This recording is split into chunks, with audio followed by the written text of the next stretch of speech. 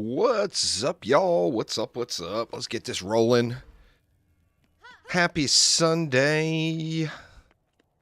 So this is the final day of the Dungeon Defenders Juicy May Spectacular. So we're going to be going through and jotting down some questions today for Chromatic. I want to make sure we give them a big list of stuff to answer this week. But starting off here in the Keep, we're going to play a little Dungeon Defenders Awaken here on PlayStation today. Going to do some public runs. We're going to do some Going Rogue today, if you all want to see it. That one was last week, Anthony. If you look at last week's Q&A. They're still working on it. It's in bouncing back and forth between certification right now. It'll be on Xbox next. And then it'll be on Switch last. Just got home after a long weekend day. After logging in, you found out your Rift armor is gone, and you're back at level 95. Sounds to me like you had some kind of a save issue there. I would contact Chromatic support on that one. So you can send an email to support@chromatic.games. What is the question about the Xbox graphics? Because I might be able to answer it for you. You got to remember it's a console launch that's not a Series X version yet. So there's not a higher quality version, if that's what you're asking for.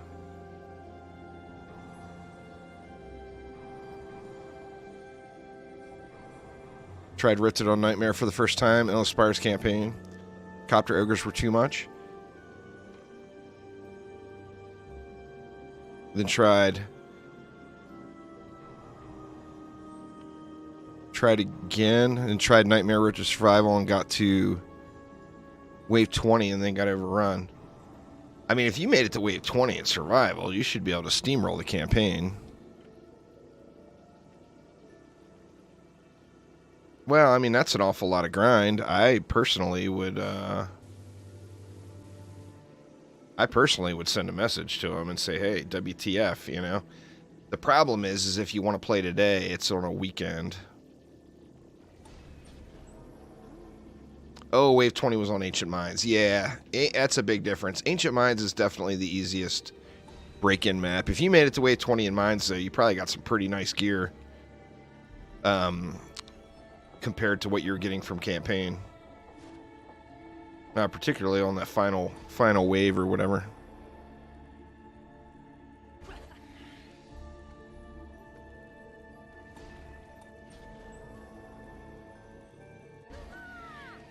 Get gassy here.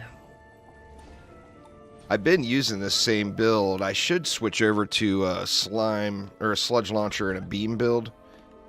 But I haven't made the switch yet. I'm just not super happy with where my Beaming Blossoms are at right now.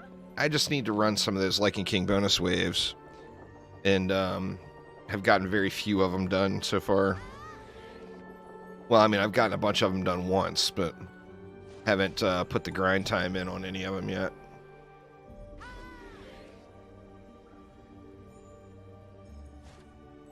Probably do some Ancient Mines and maybe Endless Spires bonus waves today. Public. So if y'all want to get in on some of that, we'll be doing that here later.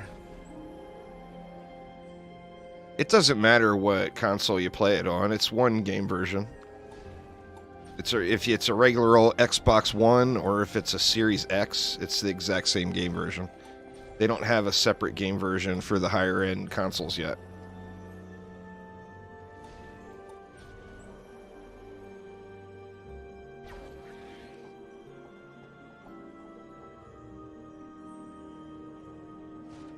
So, like, visually, there's no difference between me on my PS4 and someone playing on a PS5. The difference would be is the PS5 will run it smoother, but it's still running the same graphics. There's no change to the graphics.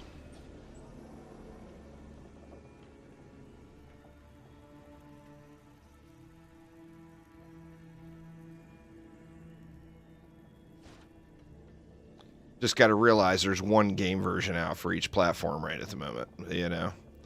They've said that they would like to do a Series X and PS5 version down the road, but they haven't, they don't have it done yet.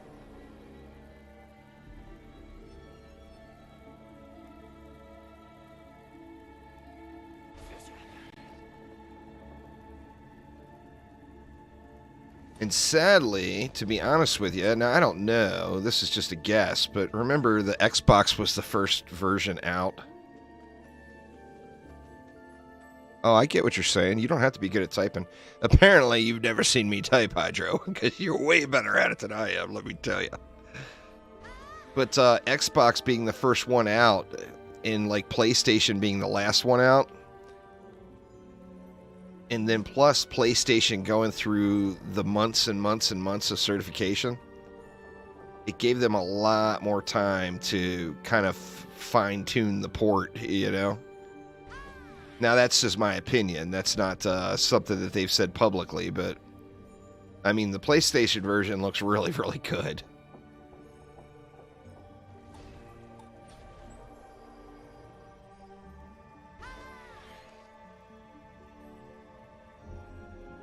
Anyway, still using the same old build. I tried to upload my first win, which is a pretty scuffed run. Bracers would be a super rare drop chance from a Lichen King bonus wave or running the keep on survival. Remember, it's not about their rarity. It's about... Oh, shoot. I already screwed this up. It's not about their rarity. It's about their stat rolls. So, like, I mean, I've got many Transcendent Bracers that are just way better than godly ones that I found. You know? Remember that Dungeon Defenders Awakened is like DD1. It's a game about stats. So don't get hung up on what rarity the item is. Just look at the numbers. The numbers are what matter. You know?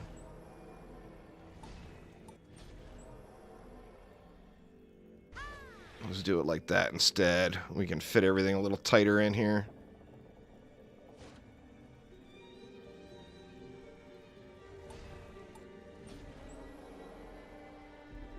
Oh, that's so huge, Hydro. So huge. Every single roguelite game, that's a pretty common upgrade in like many roguelites. And it is so huge in every one of them. You know, it's like the biggest possible upgrade that you can get out of the entire skill tree usually. More projectiles are good stuff, that's for sure. I remember in Vampire Survivors when I got that unlocked, it like was completely game changing for me. Yeah, exactly. It's double damage assuming both projectiles hit. So it's a big deal for sure.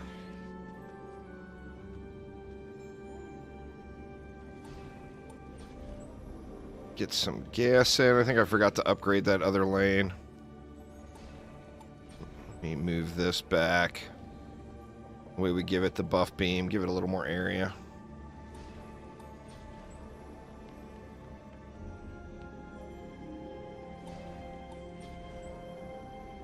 All right. I haven't grinded the keep like I've grinded it on PC. Where on PC is like the day I could finally beat the keep, I did it 100 times that day. You know? This one, I've done it very little off stream. So I still have a lot of upgrades. Yeah, the Dragon Cannon has just got that lane clear, man. Those AoE projectiles, it's just so huge.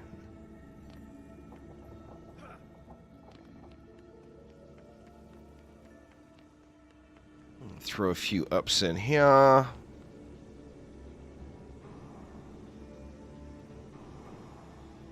Oops.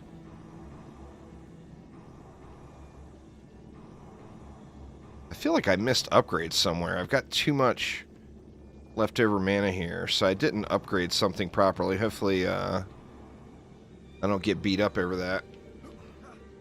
We will find out. Here we go.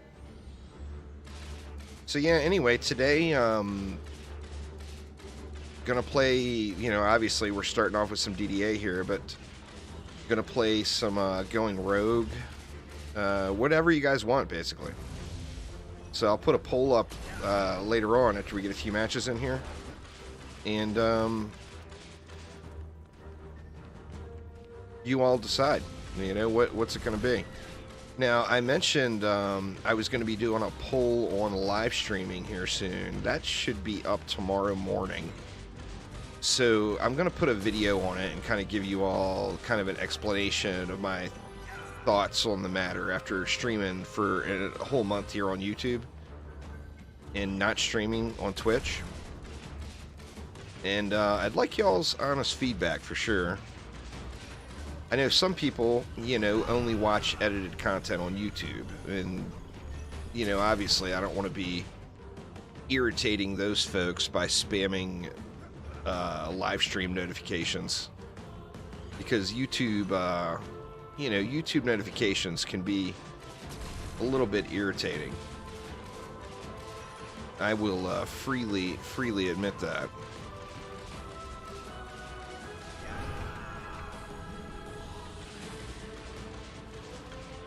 Well, looks like the upgrade issues didn't really cause any major problems here.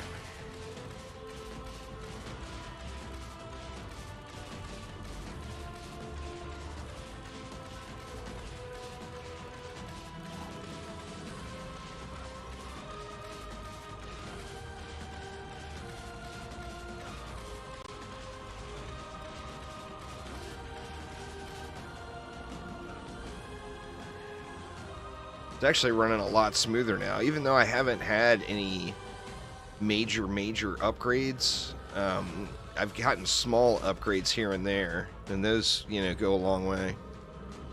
This is the weapon from this map. Weapons in Dungeon Defenders Awakened in the current state of the game are all tied to bosses. The best ones, anyway. So the best weapons you can find are going to be in bosses, and the harder the boss, the better the weapon. So the Lichen King Massacre Rifted is going to be the best weapon in the game for the rogue. It's going to be the best weapon in the game for the squire, for the monk, for the apprentice, and for everybody, I'm pretty sure. The second best would be the ancient dragon. And then the third best for a huntress, rogue, or EV would actually be Alch Labs, unless you wanted to focus on their ability. The goblin mech weapon is very focused on abilities. It's got really high base damage, but not high DPS. So the abilities scale off your weapon's base damage, so it makes your abilities hit harder. So like if you were, for example, wanting to play a huntress and you wanted your flaming phoenix to be like your main big heavy hitter, then you would want a weapon from the goblin mech. What's going on there, Obi-Wan? Yeah, you have to loot the chest with a specific character. So, like here, I'm still looking for a better ranged weapon for my rogue, so I loot the chest on a huntress. After I get a good ranged weapon, I'm going to switch over to wanting swords, so I'll be looting the chest on my squire then. And that will guarantee that that's the weapon that will drop. Like with the rogue can use two weapons, so if I loot it on the rogue, it's going to drop either the crossbow or the sword. So and you know how RNG is. You never get the one you want. If you're looking for swords, it's going to give you crossbows. If you're looking for crossbows, it's going to give you swords. So that's the benefit of swapping. The downside is, like in this situation, I'm looking for a crossbow and a sword for my rogue. So by looting them on the huntress or the squire, I guarantee I get that crossbow or the sword. However, I could potentially get a squire-only weapon set or a huntress-only weapon set. And if that's the case, the weapon's then useless. Because the weapon set is important. Nice, Jawzilla. Grats, man.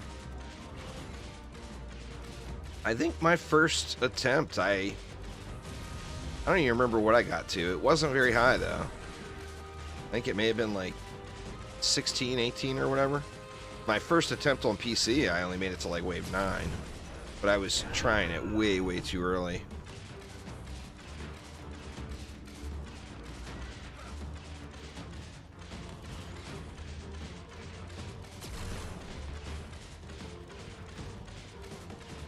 I do enjoy live streaming.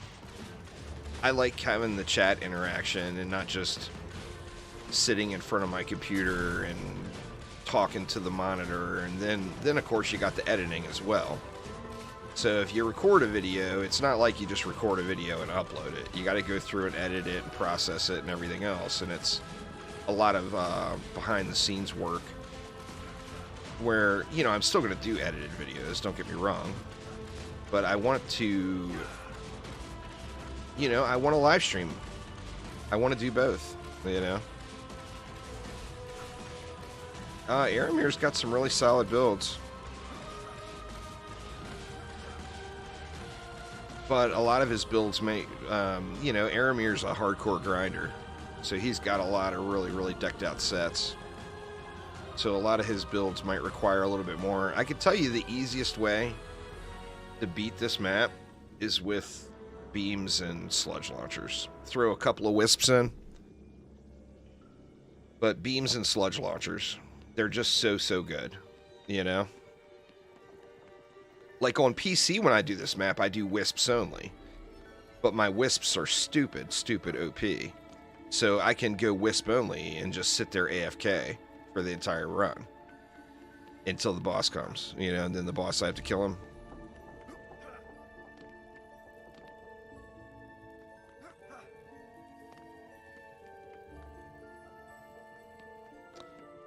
Not sure if your only wisps. My only wisp build still works. I use wisps, electric auras, and ensnare auras. It still works really, really good. It's still full AFK. So I'm betting yours probably would work too.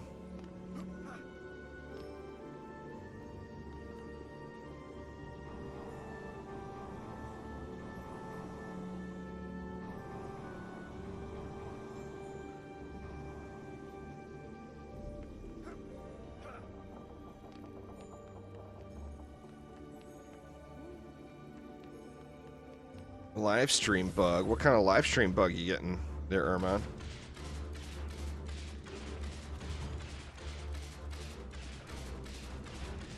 Everything looks like it's running good on my end, from what I can tell anyway. If you guys see anything that looks weird, don't hesitate to let me know. I really need to get in and grind the summit and get myself a better shotgun because, I mean, my aim has not improved.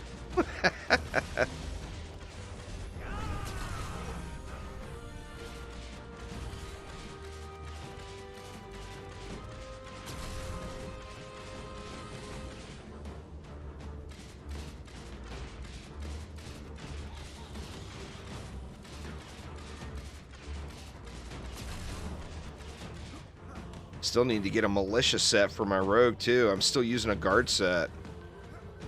I'm using an Arcanist helm too, so I get the noxious and the electrocute.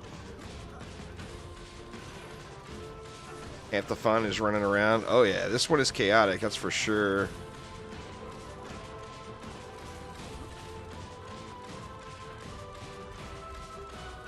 Yeah, and that's one of the troubles with Twitch is you only get that encoding for different resolutions. The only way you're guaranteed that is if you're a Twitch partner. And, you know, like streaming the games that I play, I've got no chance of ever becoming a Twitch partner. I mean, all you have to do is say Dungeon Defenders and they give you an instant nope. Where YouTube, it's offered to everyone, you know?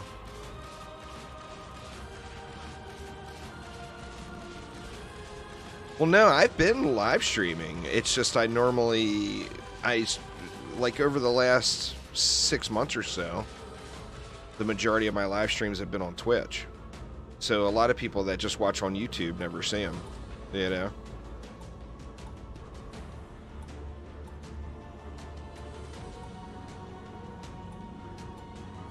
I mean, I have been live streaming more this month than I normally would.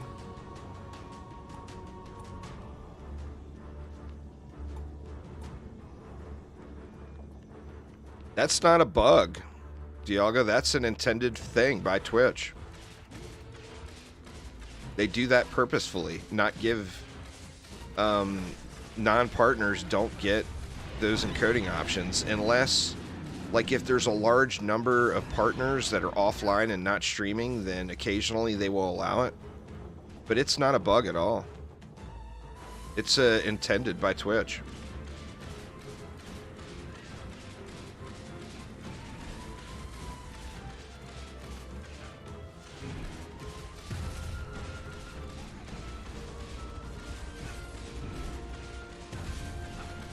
Oof.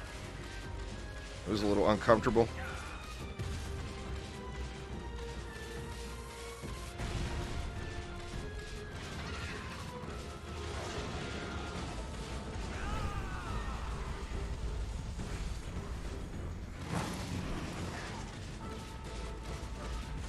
Uh-oh.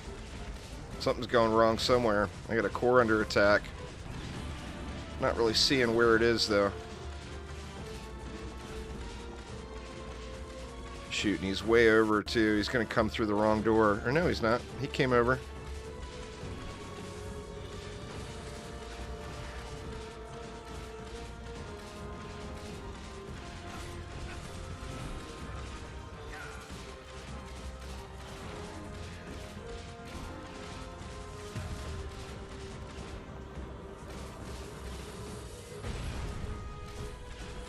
Uh-oh. Is he going to get stuck? No, doesn't look like it. Where the hell is he going? Oh, shit. He's stuck in the wall. Or no, he's not. He freed himself. Good job, Lichen King. Way to get yourself unstuck.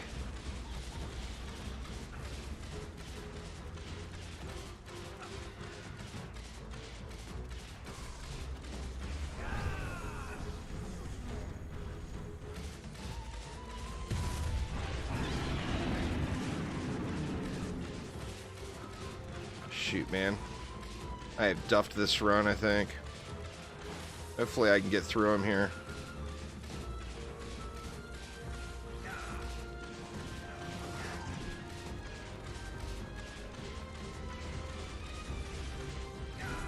Oh no! Shit. I brought him on top of my defenses. God dang it. It's over. We got a big old face palm, and I died. God damn it, man. It looks like he's gonna... Is he gonna bug out? You just can't bring him over and let him stomp on these defenses. If he stomps right there, everything is instantly destroyed. Go, go, go! No. God dang. I haven't lost a keep run in a while. That's my first one in a bit. But a lose is a lose. Let's try this again. I think I'm up to probably about a 90% success rate now on the keep, though, so I'm pretty happy with my overall numbers. If I'm going to facepalm, it's always going to be on a live stream. That's just life. That's how it goes.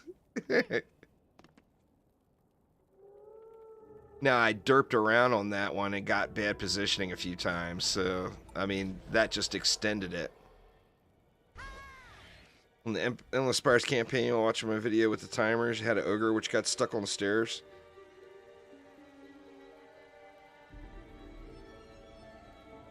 I think I haven't seen the stuck ogres there in a while, but I did see them a bunch of times.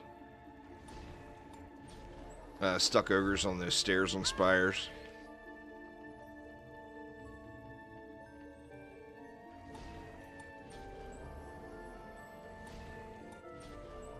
I panicked when I took core damage that time and I brought him on top of this stack. It's the main problem with building right here and running the route that I run. I really like that route though when I'm playing on the rogue. If I'm playing on the squire, I just face tank him right over there. And then there's never an issue, but I don't have a squire geared yet. But I love taking this route, but when you come around this way, you've got to go out wide. So like you got to come over here and shoot and wait for him. When he comes to you, then you got to come around and go back up here. Because if he jumps and stomps right here, all this is insta-destroyed. And then, of course, you just lose, you know?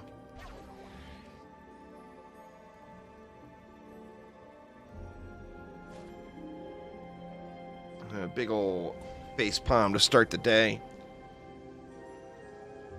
Hardcore is a straight loot multiplier. Now, it still has the low end, so you can still get trash loot. But the high end of the potential loot is 25% higher. Well, it depends on the difficulty. On Massacre, it's 25%. So it's just a straight up loot multiplier. So, like, once you get to the point where you can do hardcore, you always want to do hardcore, you know?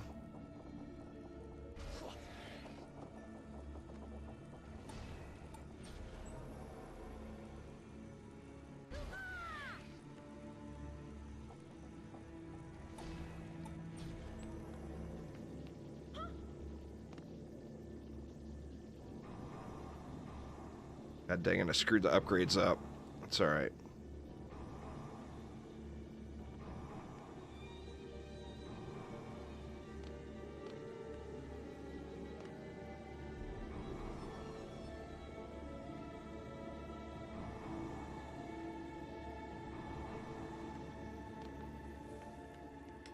You have to get a fusion guard set.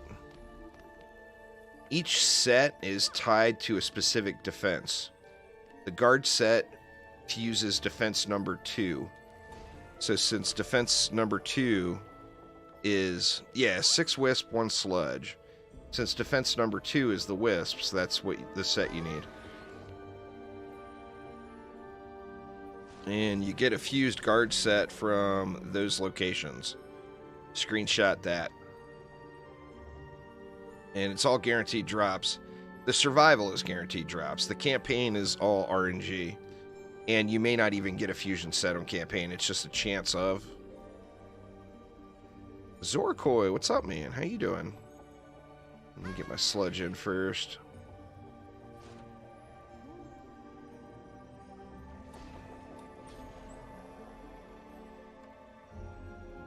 Nice, Richard. That's awesome. That's a big step. I mean, being able to do the bonus waves, not just because of the higher level gear, but you're basically getting 2 drops, or 2 attempts at the drop on each map you run. So you get the regular wave 25 chest, but then you get the bonus wave chest as well. So with just a minute or 2 in additional time, you're getting an entire another set of drops, and that's a big, big part of it. 2 chances at RNG. Oh, the sludge launcher is the most powerful defense in the game. It just is. You would see literally everyone use it if it was cooler. Like if it shot lightning bolt or did cool shit. Literally everyone would use it. It's a big crutch. But, I mean, it's the easiest way. If you don't have sets built up or, you know, I know that's not the case with you, Jawzilla, but for, like, a newer player that doesn't really understand all the game's mechanics and everything, the sludge launcher just lets you bypass a lot of that because it is just so OP. I think I missed a wisp in there. Your wisps are around 8.3. I mean, that's a good place to start, you know. The first time I ran this on PC, my wisps were only about 7k. But wisps got nerfed since then, you know.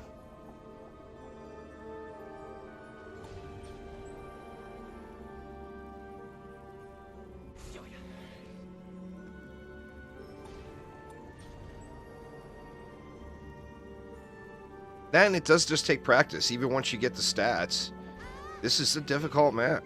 You know, it's a challenge for everybody. The best players out there spent a lot of time grinding this. No, it's not crossplay. It's another one of the bazillion games that would be awesome crossplay, but it's just not a reality for indie game devs. one of these days, I think Unreal Engine actually has lots of capabilities to go crossplay, but it's going to require PlayStation and Microsoft playing nice with each other. Yeah, this is a PS4. Game runs great. What's going on there, Quick? How you doing, man? Happy Sunday to you, too. Dang it, I built them wrong again. It's alright. I think I got enough room. I can just do it like this. See if I can still fit a 3DU buff beam on here. I think I'll be able to. See if I can not facepalm this run. Yeah, I mean, it's super chaotic. It just is, you know. It looks like we got him in there, no problem.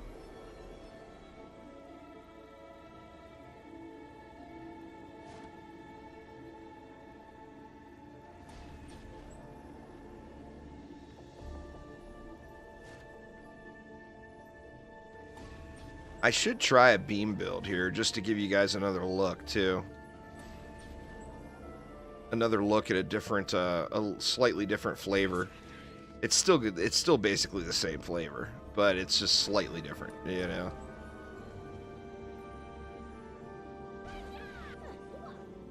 That's the thing with this map. There's a lot of different ways you can build the map and still get wins with just very small tweaks, you know. I'm doing good, man. Doing good.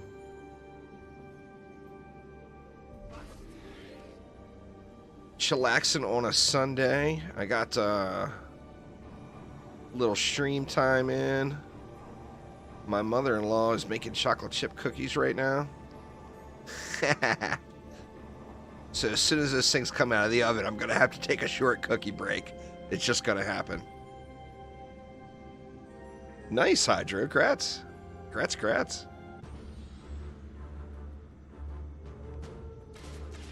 Oh yeah, I'm never going to complain about cookies, that's for sure. You know, I enjoyed them, but I think my expectations were a little higher. I feel like the acting was really good, and I feel like, you know, they did a great job casting and getting so many returning players from the movies. But I feel like the writing was not great. And I don't mean the writing like the story.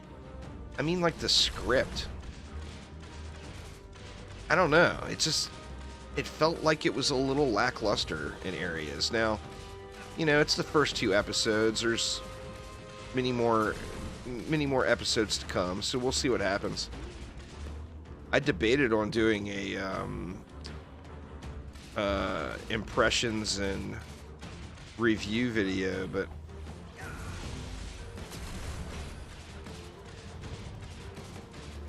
yeah, I don't know. Like I said, I mean, I was happy with it, but I think it sums up like this.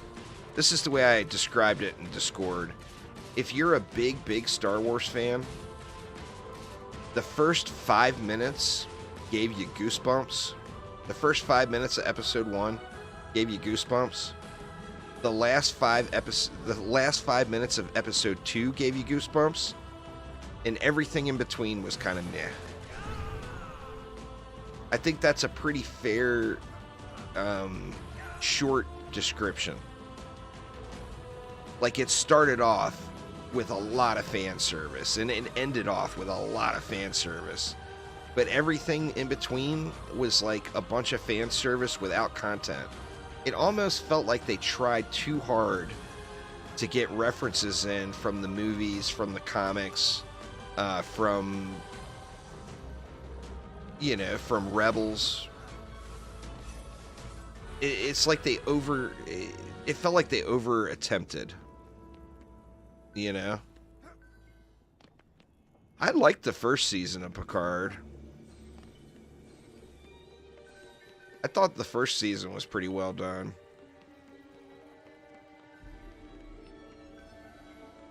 I started watching some show last night.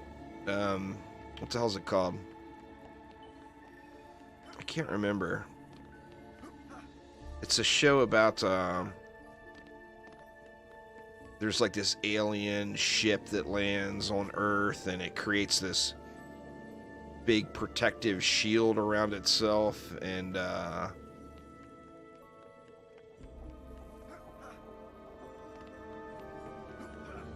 they like find out where the alien ship came from, and this lady astronaut goes against her husband's wishes.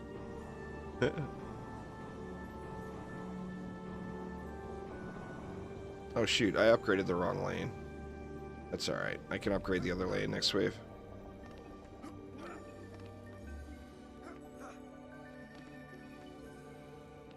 I tell you what, man, and I don't want to be mean to him in any way whatsoever. But I watched an interview afterwards with Hayden Christensen and Ewan McGregor. And Hayden Christensen kind of looks like, it gave me the impression life has not been good to him after Star Wars. Like, did he get mixed up in some bad stuff or something? He looked like a very tired individual. Now, that's in the interview, of course. I don't know what happened in his personal life after the Star Wars movies he was in, you know? But it seems like something may have gone a little bit wrong for him at some point. Oh, quit shooting at me, lady.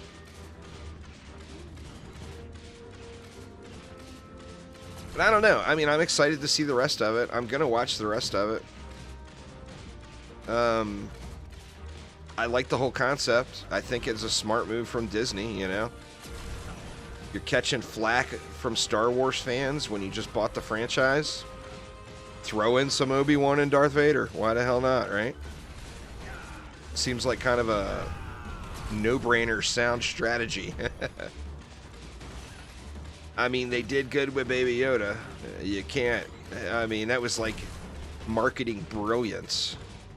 Doing Baby Yoda and The Mandalorian. I mean, come on. Literal marketing brilliance. What can we do to get fans to like our products more? Let's give them a cute little Yoda. And then sell merch. I mean, how many Baby Yoda plushies do you all think sold? For God's sakes. I mean, it had to have been a bunch, right? I don't know. I just feel like Obi-Wan so far just seemed really, really packed with fan service and not so much packed with quality scripting, is my impression. Now, like I said, it's 2 episodes in. Maybe my expectations were too high. My expectations were high. The Keep just crashed your game. Oof. That sucks there, Goggles.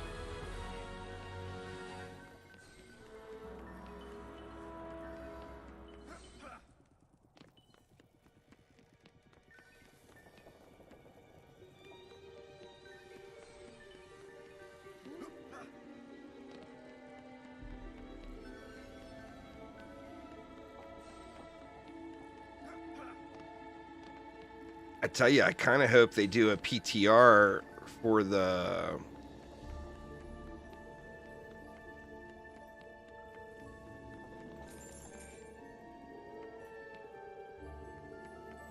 I hope they do a PTR for the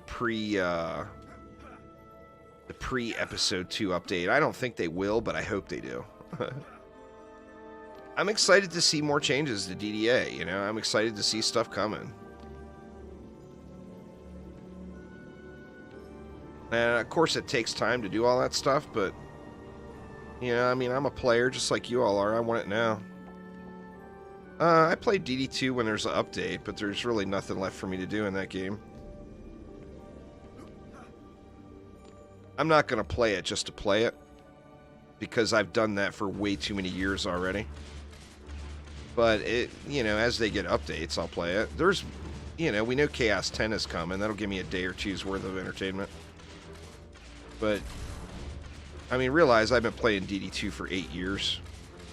Thousands and thousands of hours. There's, like, literally just everything is doing the same shit over and over again. It's just, it's grinded far beyond any realistic expectation of grind. Just nothing to do. You know, the end game is way too flawed.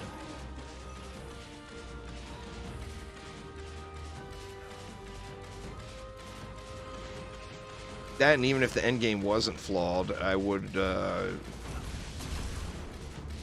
done with it by now, you know.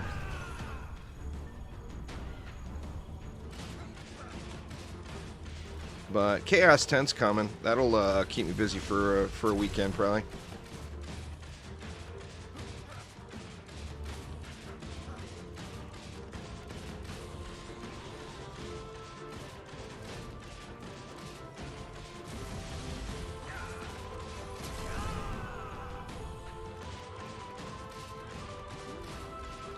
Alright, let's grab some mana.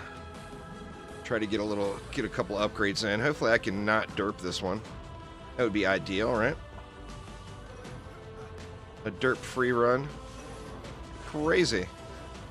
What a crazy thought.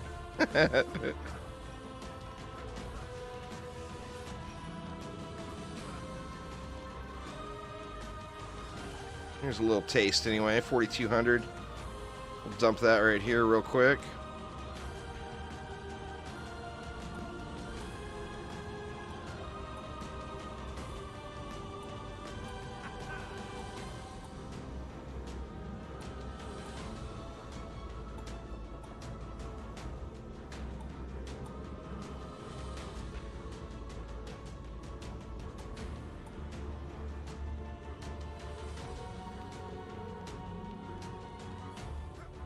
There's a bunch of games I'm excited about upcoming, but DD2 is just not one of them.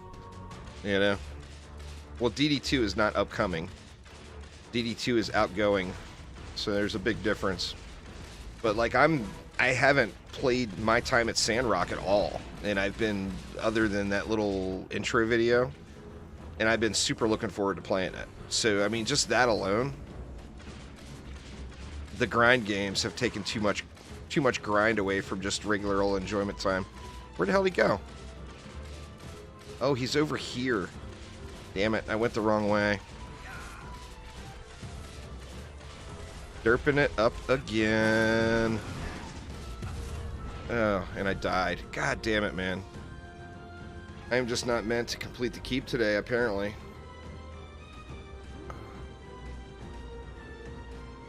Unless he's stuck. I think he is. We'll see if he comes unstuck. I might get a freebie win just from him being stuck. He gets stuck around this area quite frequently, it seems. Like inside of this wall. He'll get stuck up here. He'll get stuck right in the entrance right there. The question is will the... Or no, he came unstuck, so it's just a loss. No point in even dragging through all this.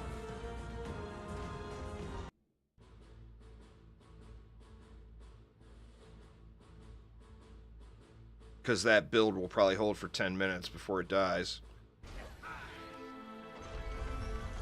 Good lord, man. We're 45 minutes into stream now, and I haven't gotten a keep win.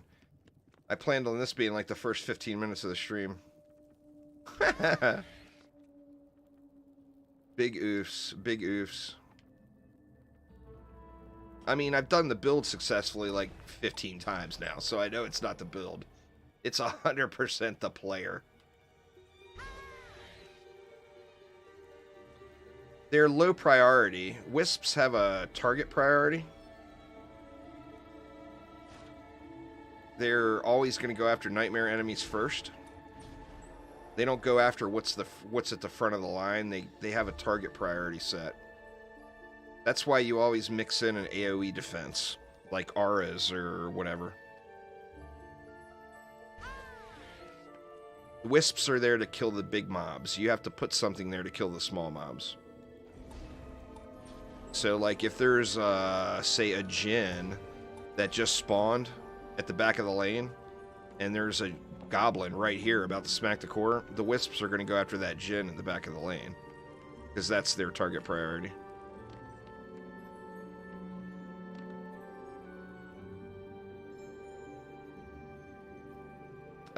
I don't really do that, or have I ever done that, so I don't know. Maybe. Maybe not. I mean, he ends up getting cheesed by accident, just getting stuck enough times where you don't have to bother with that. And he's not difficult, you know? It's just a matter of going through the rotation. I brought him out the wrong door, wasn't prepared for it, and then tried to get past him. That was my downfall on that one.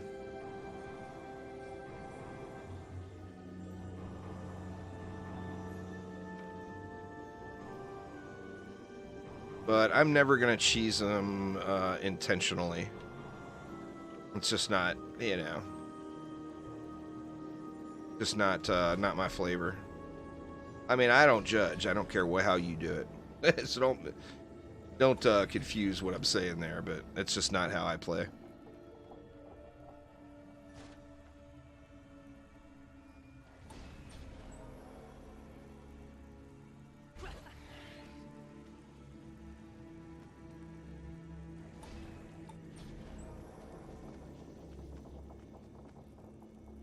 See, what am I missing? Gas.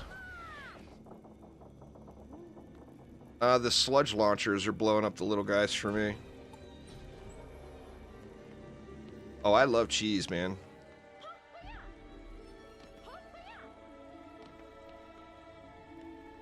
I love cheese in all forms. And I love breaking games just for fun. So don't confuse me there either. I'm not that guy. Nothing is more fun than breaking intended mechanics in a video game. That's just a good time.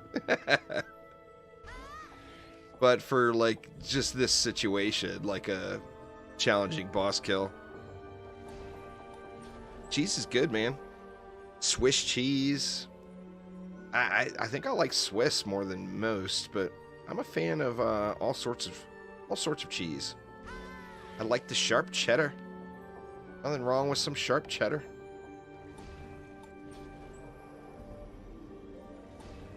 I gotta tell you though, I got my mind on cookies right now. So if I derp this run, my ass is going for a cookie because I'm sure there's a batch done by now. And you know the good thing about when my mother-in-law makes cookies versus when my wife makes cookies? My mother-in-law don't do that small batch cookie making. She goes for it, man. She makes a shitload of cookies. When my wife makes cookies, she makes like a super small batch.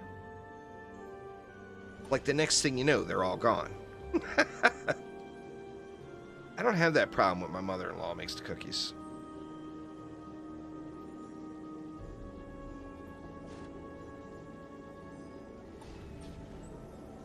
I'm doing good there, Scales. How about yourself?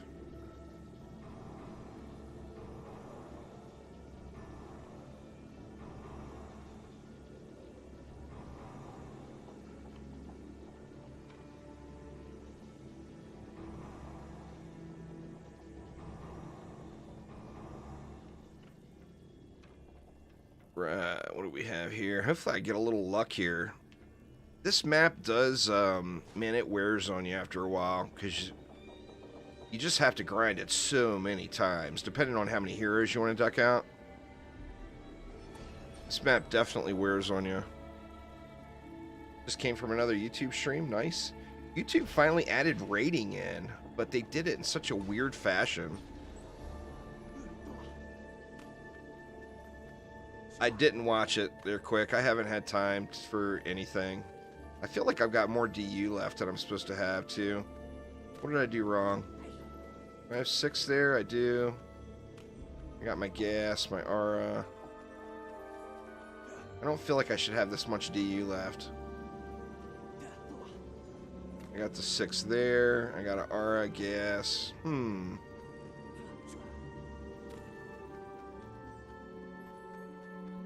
Basically, yeah. Well, I mean, I get more than one when the wife makes them, but it's not as many. It's like a third. A third as many overall cookies. And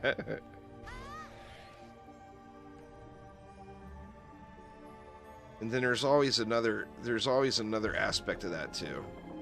And I don't want to say this too loud since the mother-in-law is making them right now. The wife's cookies are way better. So it's a quantity over quality issue.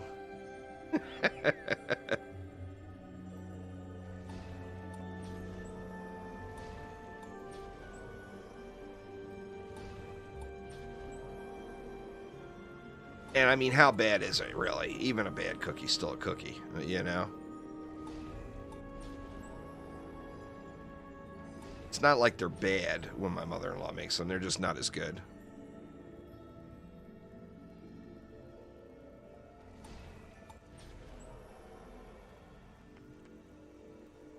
Nice, Quick. That sounds like fun.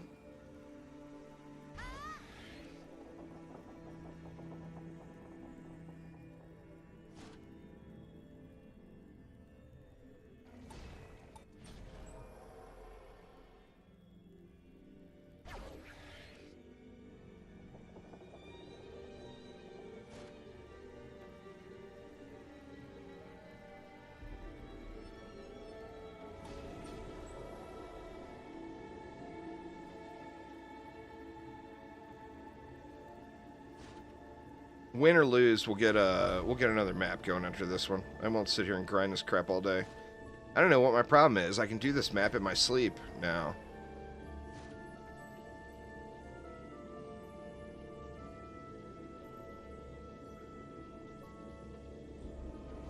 Not really. I just haven't had time. I haven't had time to watch any sports really lately.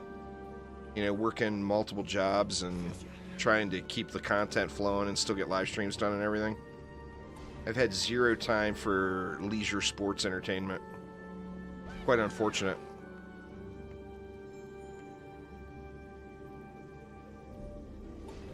They say the more love you add, the better the cookies. That could be the case. Could be the case.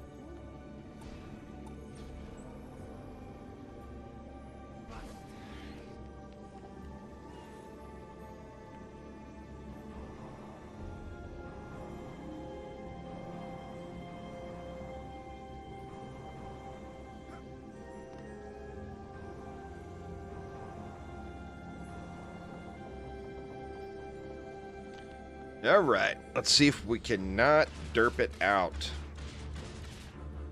Derp free. A derp free experience.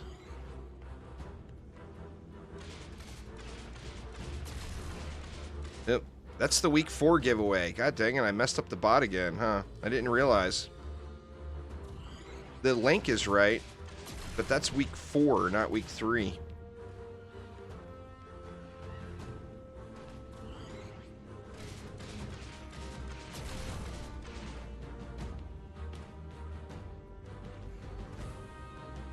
Pretty chill, really, through 23 and 24. Not super sweaty, you know? It's just positioning and moving the boss is what makes it sweaty for me. And part of it is just the route I like to take. I really like to bring him in through here and then take him out through there. But I'm building not for that type of run. So I really should get in the habit of taking them on another route. And my chances of derping will be way, way lower. Nah, there's no dates for anything with a Dungeon Defenders game. We'll find out days, maybe if we're lucky, the week before something's gonna hit. It's the way they've always done it. There's never any advance notice of anything.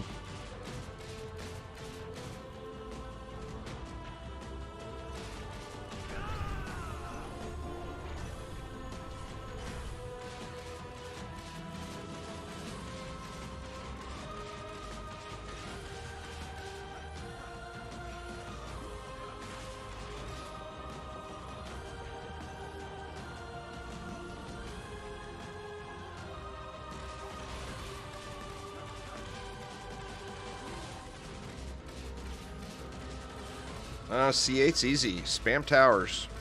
The entirety of Dungeon Defenders 2 is designed for a very casual yet grindy experience. So there's zero strategy or difficulty. Every tier has its counter.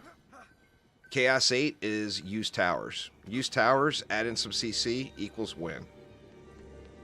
I mean, you don't even have to be decked out in like super strong gear or perfect mods or shards or anything. Well, I mean, you gotta have shards. That's the basis of the game. But spam towers equals win. If you're having troubles winning using towers, then add CC. You know? It's kind of the recipe.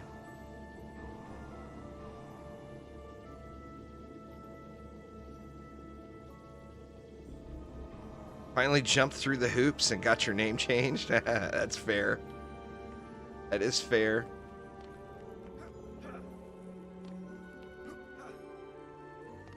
I debated on dropping... See, when I created my YouTube channel, you couldn't have duplicate names.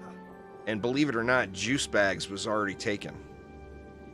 So that's where the whole Mr. Juice Bags thing came from. Now, of course, since they did the whole branded account, non-branded account thing, you can have duplicate names. So I debated on changing it and dropping the Mr., but I mean, it's been this way for... Well, it's actually coming up on 10 years. The 10-year anniversary of me creating my YouTube channel is like a few months away.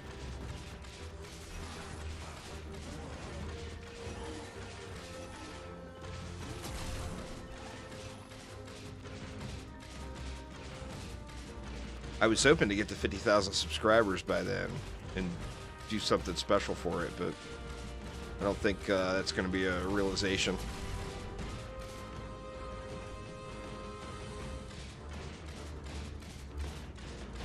There's a bunch of good builds out there. Basically, once you get sludge launchers set up, use sludge launchers everywhere you feel like you can is like the easiest strategy, you know?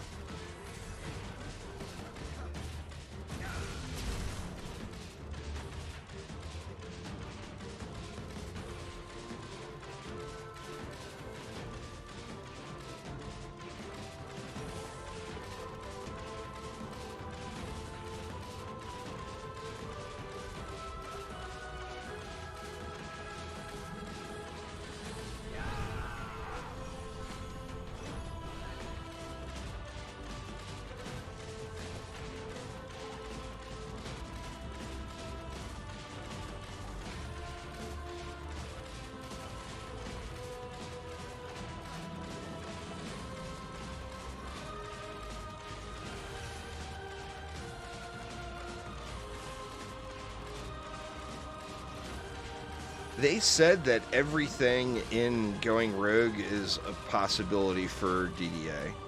So yeah, I mean, literally anything in Going Rogue could potentially be added into DDA.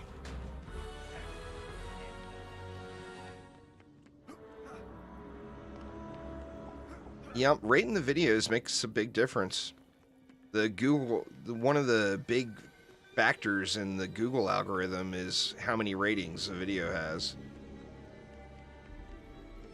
So it's a big help to anyone on YouTube, liking or disliking, any rating at all. That's the funny part when people get ragey with you and, you know, they think in their head, oh, well, you know, I'll click the thumbs down on this video. And it actually helps. So if I ever do something you don't like, by all means, click thumbs down. It still helps me. Because the Google algorithm is going off of ratings, not likes and dislikes. Is there anything in Going Rogue? I like the mini-map. Like Hydra mentioned, I think those swing indicators are quite nice.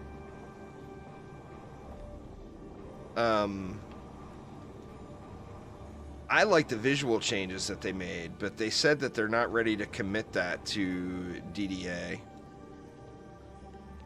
they said since it's new, they want to gauge, are people liking it just because it's new and different, or do they actually like it better? You know, because sometimes just because something's changed, people will like it more. You know, I mean, I just think DD going rogue just looks better, personally.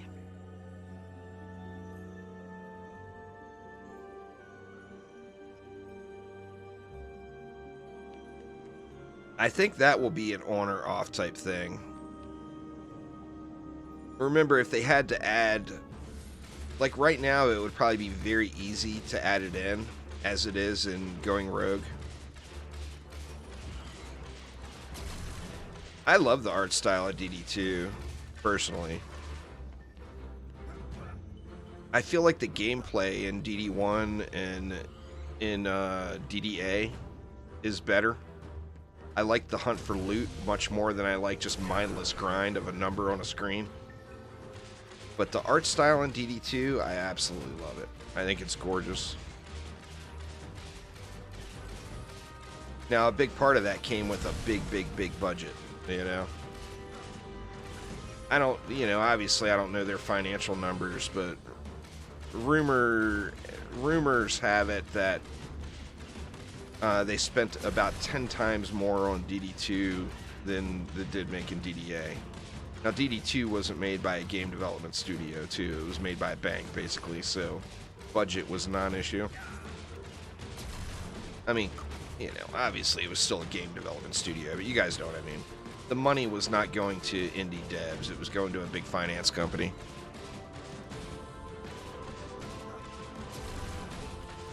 But DD2 is one pretty mofo, man.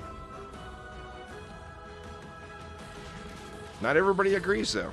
You know, and, I mean, no one should ever agree on everything, ever. The second we all start agreeing on every single thing, we know the government has fully brainwashed us. You know? Because we're different people, we're going to have different wants.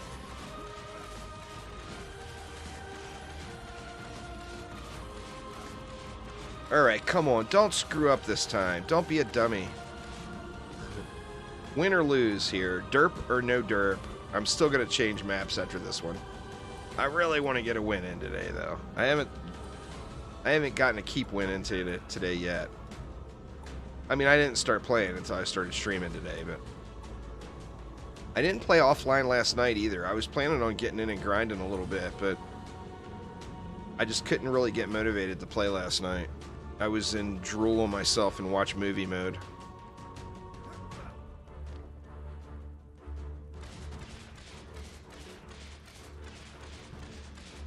You know, another thing is I can always wait until the boss goes to the other side of the map. Since my build is sketch, or my build is good for the exact purpose I'm using it, if the boss is over on the side of the map he is now, he's always going to come through the door I want him to.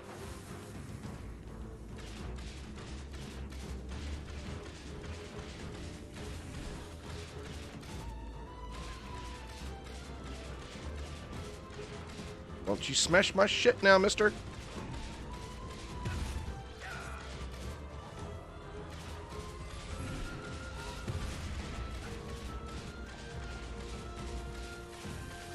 I'd like to take a little pause there, too, just to guarantee he walks into this door. Very nice.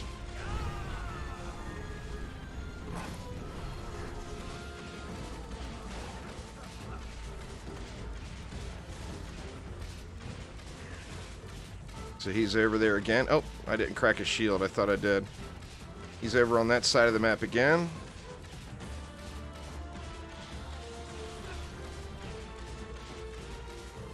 How is his shield not breaking?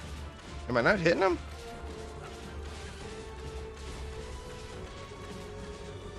There it goes, finally. Jeez.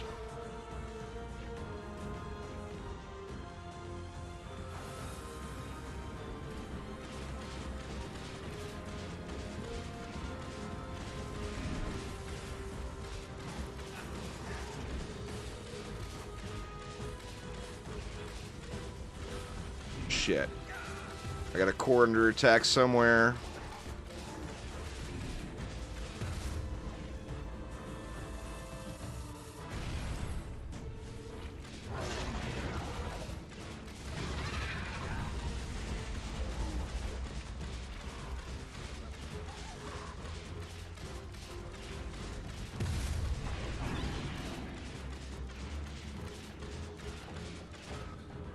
Dang it.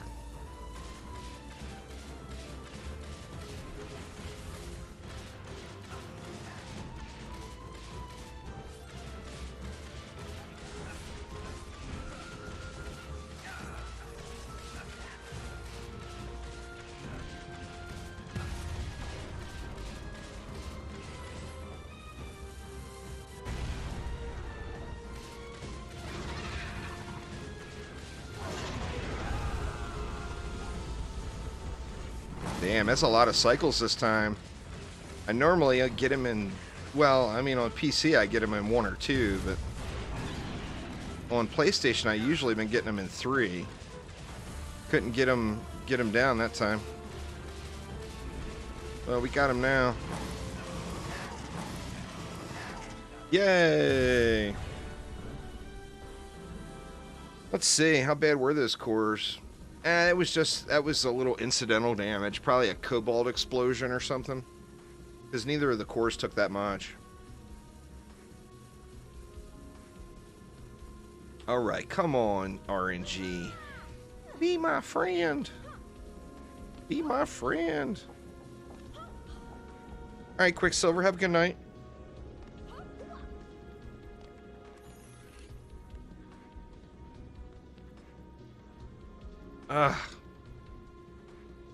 Another good roll. That's actually an upgrade over what I've got now. But vitality and attack. Why can I not get all 3 stats, for God's sakes? Attack rate with mana. That's a completely bum passive, and it's a really, really low irradiate chance, too. So, I mean, that's definitely not a great item, but let's check out the Arcanist Helm. We got a Godly Mask here, too. Power, range, and rate. I mean, that's an upgrade for somebody right there. Can't complain about that.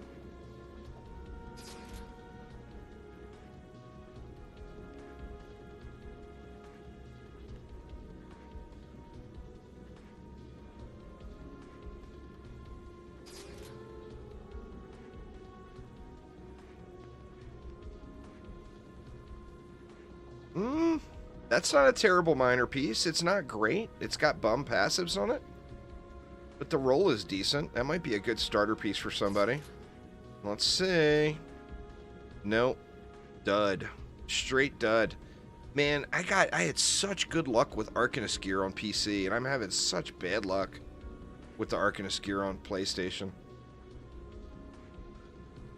Like, the few pieces I've seen with all 4 stats on it have like a dead passive, and then this one's it's got 3 of the 4 stats, not the right 3, and then it's got a dead passive as well. Big bummer on that run, man. Port power range, crappy guard helm too. Come on, RNG. I guess I got one. Getting 1 piece that you're happy with out of a run is not necessarily terrible. I should be happy and quit crying, right? Quit your crying, son.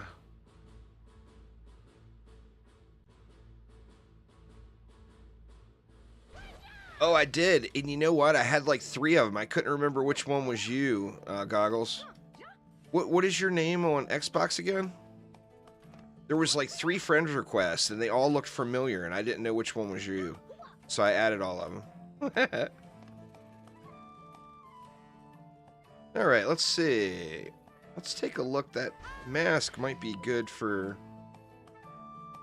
my slimes here. Nah, I got a pretty decent one on there. Okay, yeah, Dream Demon 9. I thought that was you. That's actually an upgrade. I lose a little bit of range. I would lose 150 range, but I would gain, what? 78, 77, and 51. So I'd gain like, what, 130-ish power and 150 or 166 rate. So that would actually be an upgrade. Plus, it's got 100 more upgrade levels.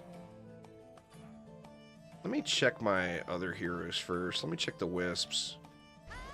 Let's see, I don't think that's an upgrade for my wisps.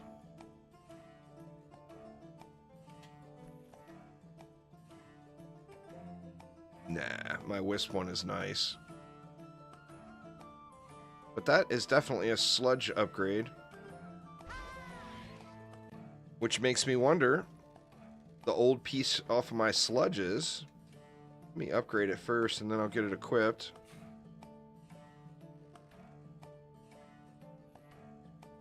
Arcanist Gear is a type of fused gear, but it's special in the aspect of, first off, it's only helmets. But Arcanist Gear allows you to complete your set that you're looking for. What'd that put me at? Oh yeah, we getting fat on our sludges. It allows you to complete a set. So for example, on my monk here, I've got fused ensnare auras, and I've got fused electric auras. And I did that by using a guard set to get the electric auras, and then I added an Arcanist helm. And the Arcanist helm, if you go to the second page there, oops. How do I get to the second page? R2? No. There we go. Okay, attune defense 1 to the fusion element and increase all equipped fused defense set bonuses by 1. So, what that does for me is it completes my guard set because it makes the game think I've got 4 guard pieces, even though I'm only using 3. So it completes that set for me, giving me a fused defense 2, and additionally gives me fused defense 1 for free. So like on my monk, you know, I've got the fused electric and the fused ensnares. On like my huntress, I've got fused explosive traps and fused gas traps. On my wisps, I've got fused roots and a fused wisp. So it basically gives you completion. Additionally, it gives you a fuse set, but a little side benefit is they only drop from the keep, and they're in the highest pool of loot rolls. So even poorly rolled ones are always going to be really good. No, that's an intended feature. That's what they were put in the game for. I think the original intention was each major content update, they would add another Arcanist piece, and it would allow people to fully deck out one hero with all fusion gear. But then people ended up hating the system. So that system is going to be changed. But that's how it is right now today. In the big upcoming content updates, that system is going to be entirely reworked.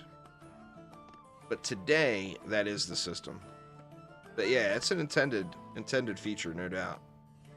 Let's see what else we got on those runs, because we did get some other pieces. Oh, I pulled the power and range off that one. That is going to be an upgrade for somebody. I don't know who, though. What about my monk?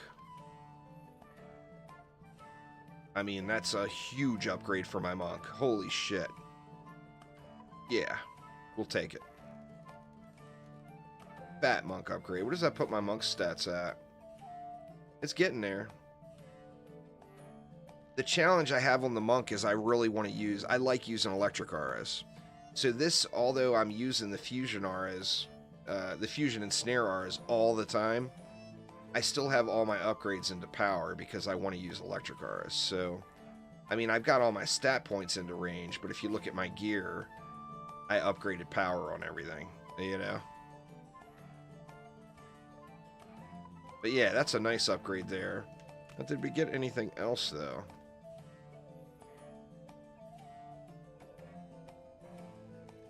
Wow, 447, but look at all the shit stats on it. Sadly, that would be a trash piece. Same thing there. Shit stats. Boo. Not a bad giraffe. Kind of a crappy Raging Zeus. don't know if I have another one of those yet, so I'm not going to sell that yet. And then let's look at that weapon. See, that one is a dud. And we did get a minor piece too, right? Yeah, this minor piece could be decent. Fusion skills are based on your weapon, with the exception of the rogue. So, like, on, say, the monk here, well, it doesn't have a skill, but, like, I'm doing fusion damage. It's because I got a fusion weapon. Like on the squire, your spin move, to make it a fusion skill, you would use a fusion weapon. On the rogue, it's different. On the rogue, you've got the devices since you don't have defenses. Where, like, the spin move is based off of the sword.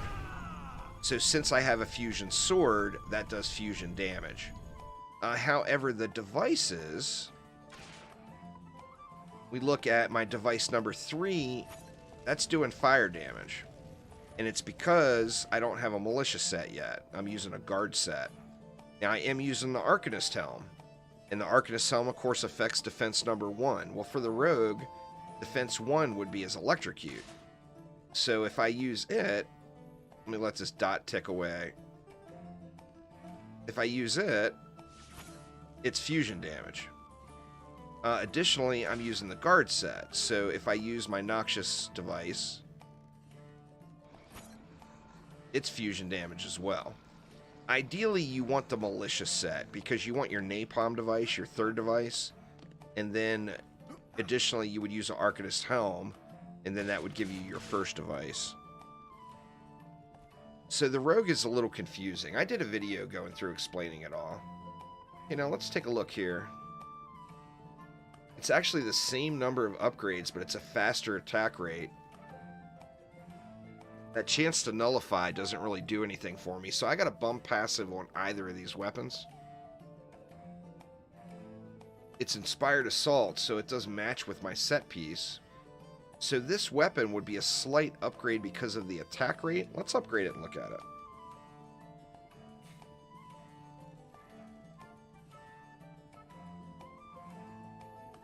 Well, traps have no skills. Unless you're referring to the rogue's devices. Traps on a huntress are just based off of what gear you have. They're not a skill, though. Like, the huntress's skills would be the Flaming Phoenix. I'm using a fusion weapon, so since I'm using a fusion weapon, it's going to do fusion damage. See? The only one with a funky setup is the rogue. Everybody else, it's just pretty straightforward. Use a fusion weapon, you got fusion skills. But the rogue has got the funky setup. Anyway, what was I doing? I was looking at that weapon. Let me see. Did I upgrade it already? I don't know if I saved it. Yeah, it's upgraded. Okay, so let's see. The old weapon is doing how much per projectile? 2.551.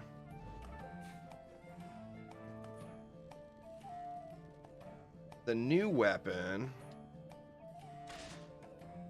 is doing 2.515, but it's hitting more often. So I'm going to have to bust the calculator out on that one, actually, to look at DPS.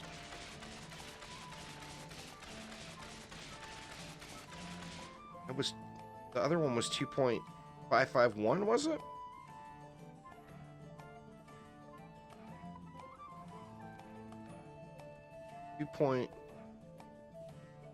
Let me just equip it and look again. 2.551. So this one's hitting slightly harder per shot. It's probably going to end up being a wash. This one's hitting slightly harder per shot, but not as frequently. Where this one shoots faster, but it's hitting for less. So, like, in this situation, actually, this one is probably going to be better because it's going to stack that irradiate quicker. that 5.91% chance to irradiate. It's going to stack that up quicker. Oh, my other one is hitting harder because it's got more attack stat on it is why. The attack roll on my other one is higher.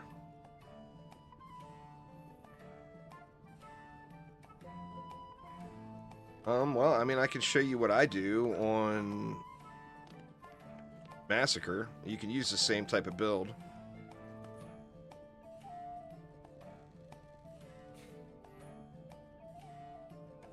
So if you went Throne Room, do the hardest difficulty in the game. So we'll go with a Lichen King bonus wave.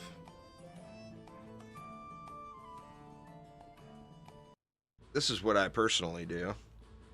And I've done similar builds like this the whole time. The only difference would be if you're still struggling on some of your gear sets, maybe throw a wall here and a wall here just to buy yourself a little bit more time versus ogres. But like, this is what I personally do. Well, the boss is gonna nuke you. You can't get hit by it. That's just a matter of getting your hero decked out actively, getting a good amount of regen and everything. The boss's rockets are gonna blast you. If you let them hit you, you're gonna get chewed up. Then I go to this range I can get to here. And I go with a second aura stack. Then I come up here, and you got to do all this before you put buff beams down, or you're not going to be able to get them in.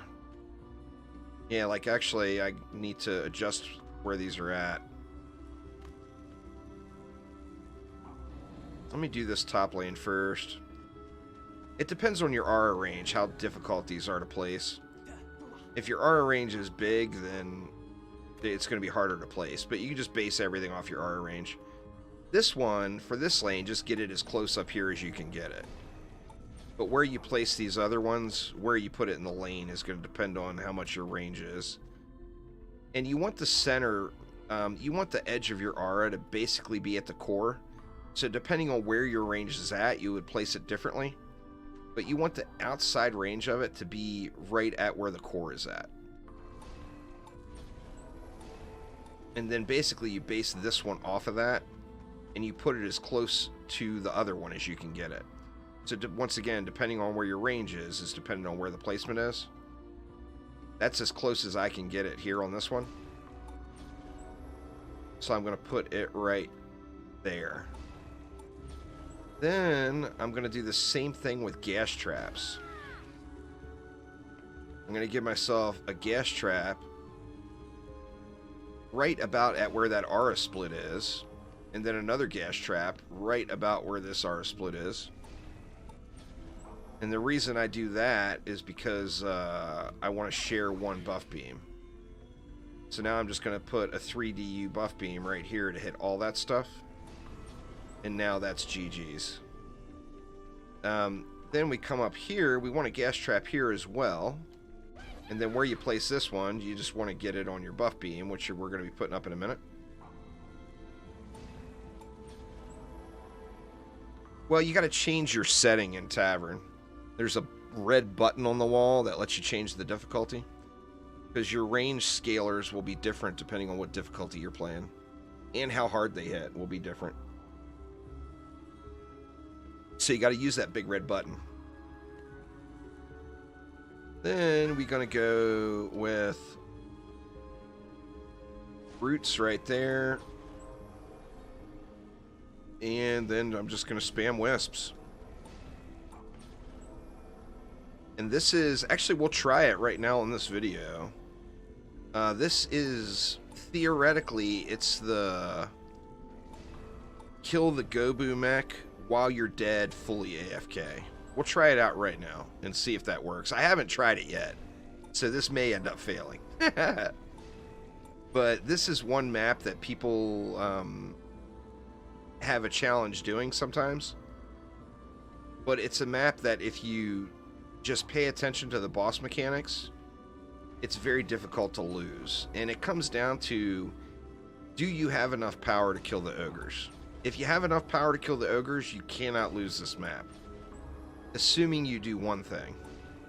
And that one thing is build the map so that the boss can't destroy your shit. By building up here where we're at, the boss can't destroy anything.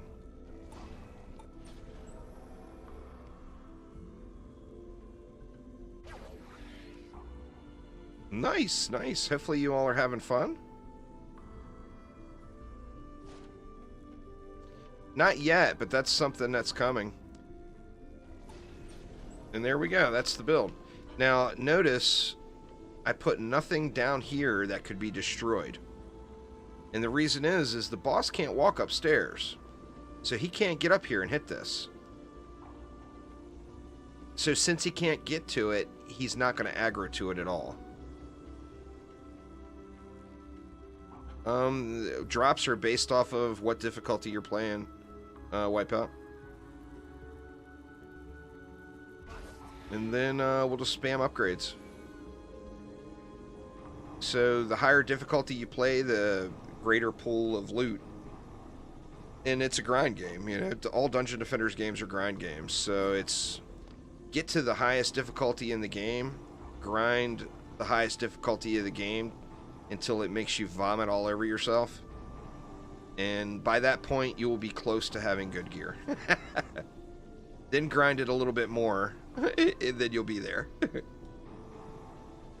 It's a grind game, you know. Everything with Dungeon Defenders in the title is a massive grind. Just how it is.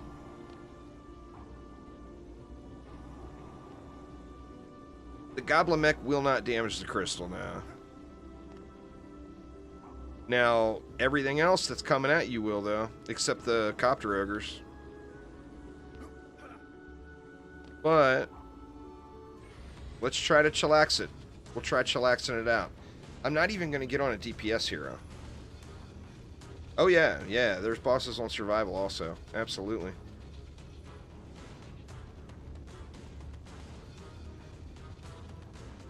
Well, I mean, that's what keeps you playing. Think World of Warcraft, you know?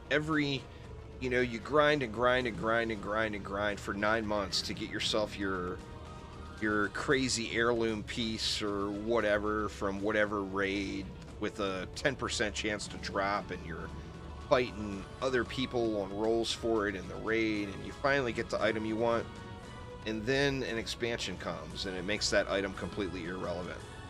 It follows, I mean, that's like the basic structure of RPG games. New update comes, new power level of gear comes, all your old gear becomes irrelevant, and it gives you a reason to play the game more.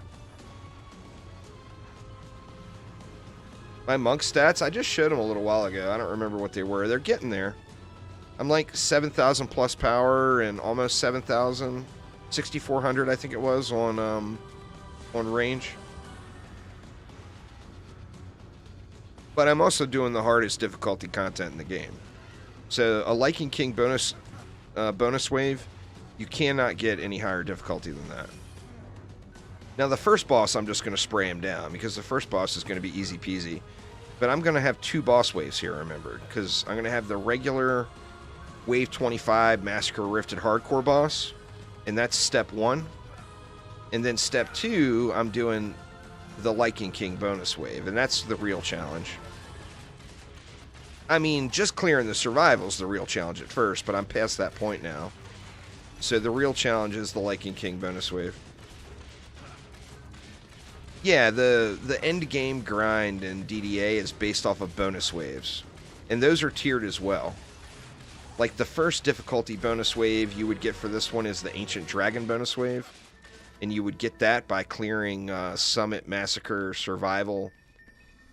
And then the second tier, or the second highest difficulty you would get, is the Lichen King bonus wave, and you would get that for clearing Massacre, Summit, the Keep. And the bonus waves, the whole structure of the bonus wave is it gives you the dedicated targeted loot from this map. However, it gives it the chance to drop up to the Lichen King quality. Where, remember, DDA is a loot-based game. So the higher difficulty of the map you're doing, the higher quality of the loot potential. Remember, it's still got low-end rolls, too, so RNG is still not your friend and hates all of us. So that's a thing, too. But you got to do the hardest stuff. Nice, Goggles, nice. You got to do the hardest stuff to get the best loot.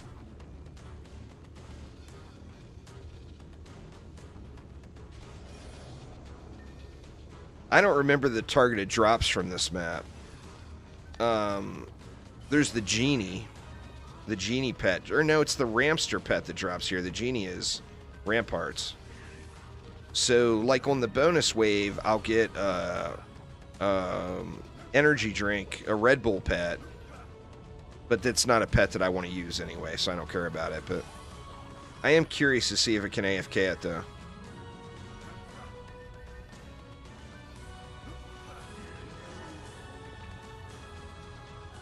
Like I said, the first boss, I'm going to just kill him. Just to get it, make it go quicker, because AFK never means fast. It means AFK, you know?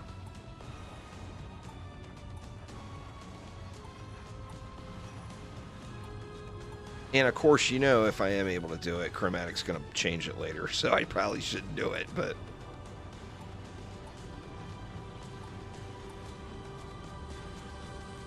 And, you know, that's a combination of, granted, I'm stacking Wisps like crazy here, and Wisps are currently my best geared defense.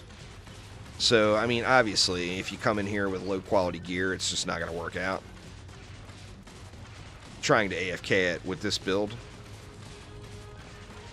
But, on that same note, if I can do it in my higher quality gear, AFK, then you can certainly do it while contributing, you know?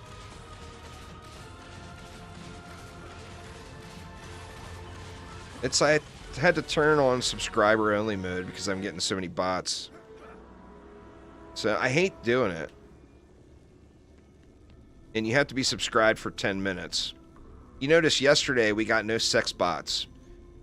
We got nobody spamming send your dick pics through whatever app this was .com or something. We got none of that yesterday, and it's because I turned on subscriber only chat. A bot isn't going to sit there for 10 minutes. Isn't going to subscribe to the channel and sit there for 10 minutes and then send a pic or send the comment. So 10 minutes is what Reddit recommended to avoid the bots.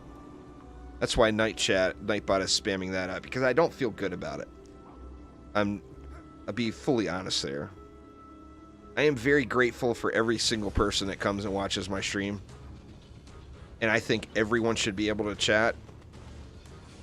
But the bots are out of control on YouTube right now.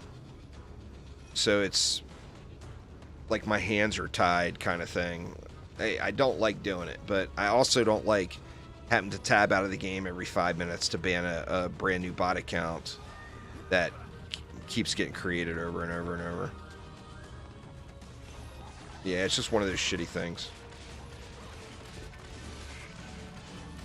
Until they fix it, I'm going to just keep all my YouTube streams on subscriber-only chat. As much as I hate the concept of it, I hate the bot issues even more.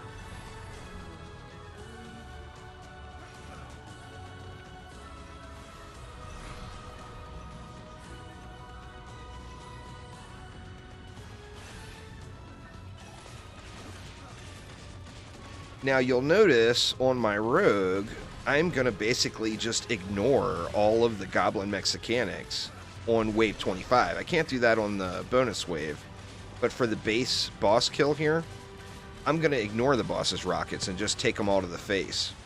And the reason being is I've got my rogue set up for anti-derpage, because I do take a lot of damage. Wisped or fused defenses is about using fusion gear. You get a fusion set of gear, you get fusion defenses. Fusion gear drops in rifted mode. It's all targeted. Get ready to screenshot. It all drops right there. It's all dedicated drops, 100% guaranteed to get. You just have to do those maps. Anyway, I can't bring up my inventory right now to show you all my passives on my accessories, but one of the passives that will roll on accessories is health regen. Well, I've got health regen on every single accessory I'm using. And that allows me just to come out here, get in the dude's face. You'll watch the rockets pile into me. I didn't even take any damage. And it's because my regen is more than the rocket damage is. But this is, you know, that's one of the things you get to. You can't do this on the higher difficulty, which you'll see here in a minute.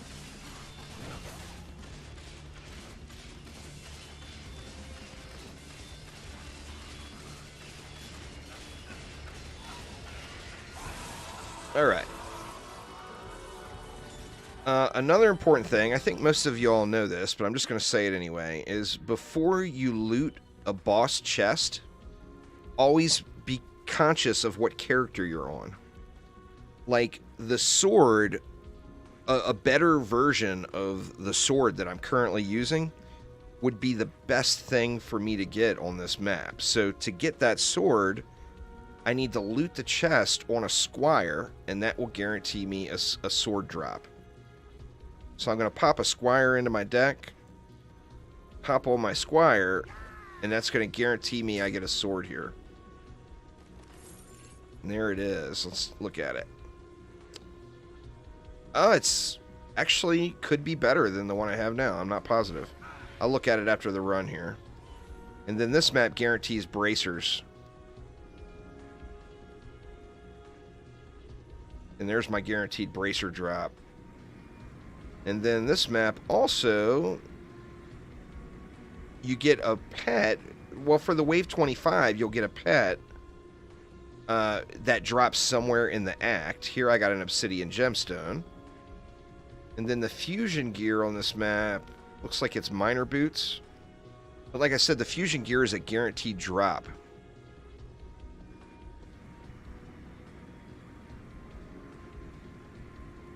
That may be better than what I'm currently using. Alright, let me grab all this mana and full upgrade, but this is going to take forever to kill him. Because how the wisps work versus the boss is if there is any nightmare enemy on the map at all, they will not target the boss. So as the nightmare enemies spawn, the wisps will all ignore the boss. But I want to try to do this dead.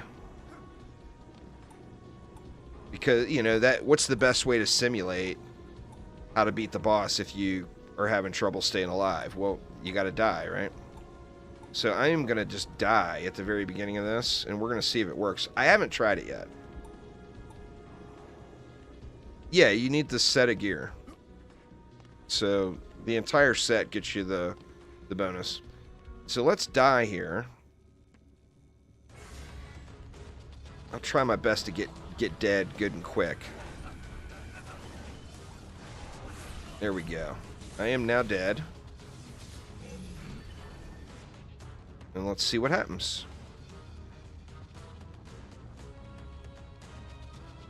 Yeah. You not only have to have them equipped, you have to have them in your deck as well. So like if you build, say you've got fusion wisps and you build the wisps, and then you take that warden out of your deck, they lose fusion. So not only has to be equipped, but in your deck at the same time.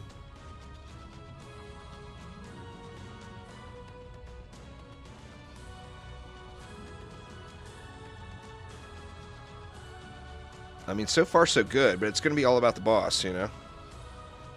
But here you go. How to kill a Lichen King bonus wave goblin mech fully AFK while you're dead.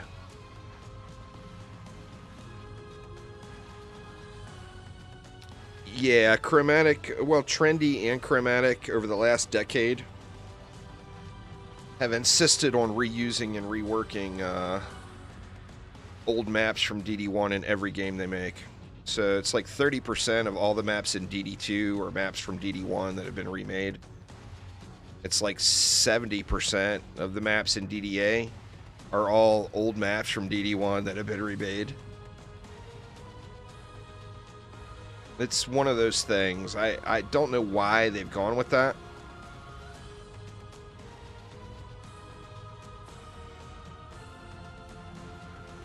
It's probably like a visual bug or something, Moob.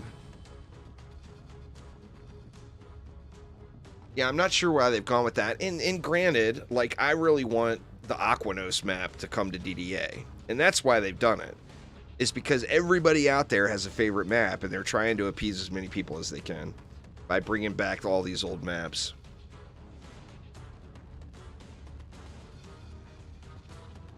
Alright, we're getting close. We're getting close. That's a strategy. That's a strategy element. It's a skill-based strategy element. So, I mean, it's designed for campaign. So you've got to get around, get the map built in the time limit. It adds a level of difficulty to the game. DD2 had it too at the very beginning. Currently, the highest tier gear is Godly.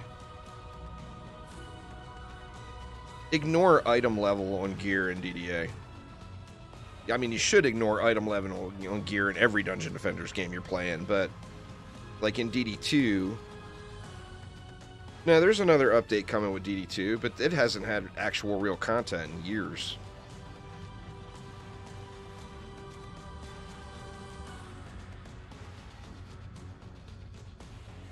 I mean, DD2's the old game that was almost shut down by the previous owners, and then Chromatic bought the company. So, I mean, be grateful for every single addition we get added into DD2.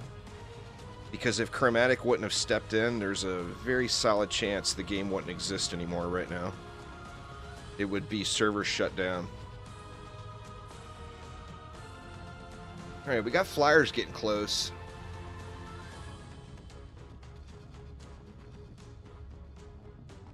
Well, it's because there's very few people that are actually capable of doing it, Bobby. Nope, flyers got me. Alright, so scratch that. That is not the fully AFK and you'll still win build. The flyers got me. I tried.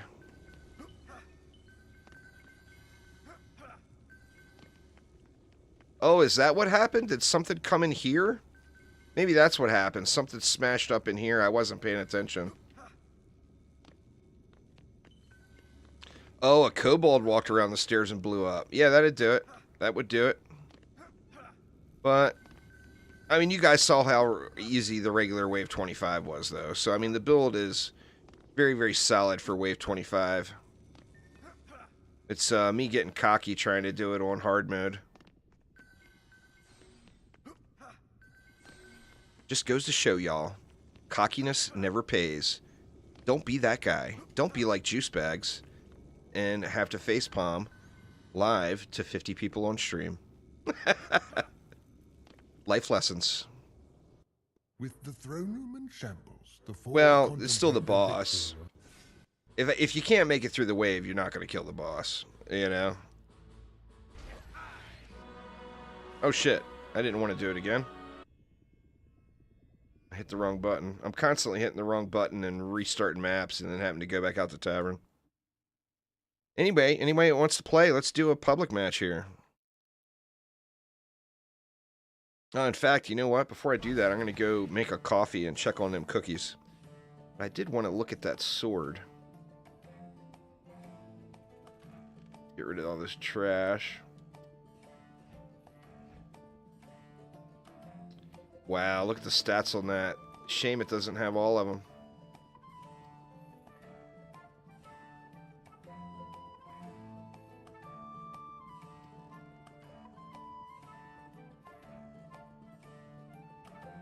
Alright, so this sword... It actually looks as if it would be an upgrade, but I don't actually think it is. Because the old sword I have, the one on the left, that one's got that 18.9% damage passive on it, which is kind of a big deal compared to a dead passive being stability. It is slightly higher. Let me upgrade it and look at it. It is slightly higher irradiate chance.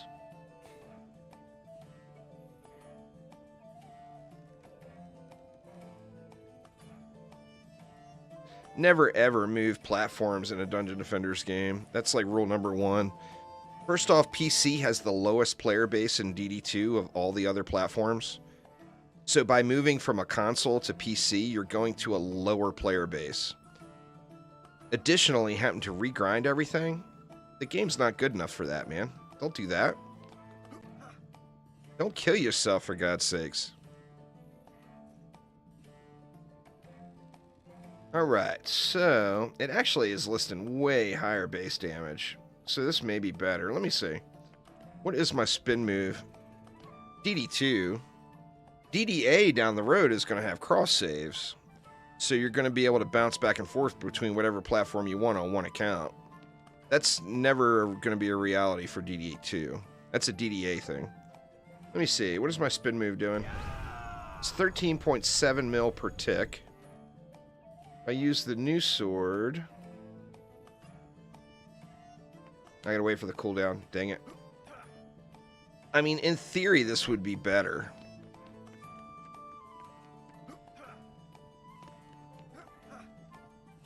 Now, I'm talking about DD2. In DDA, it's not a server-side game, so it doesn't matter how many people are playing.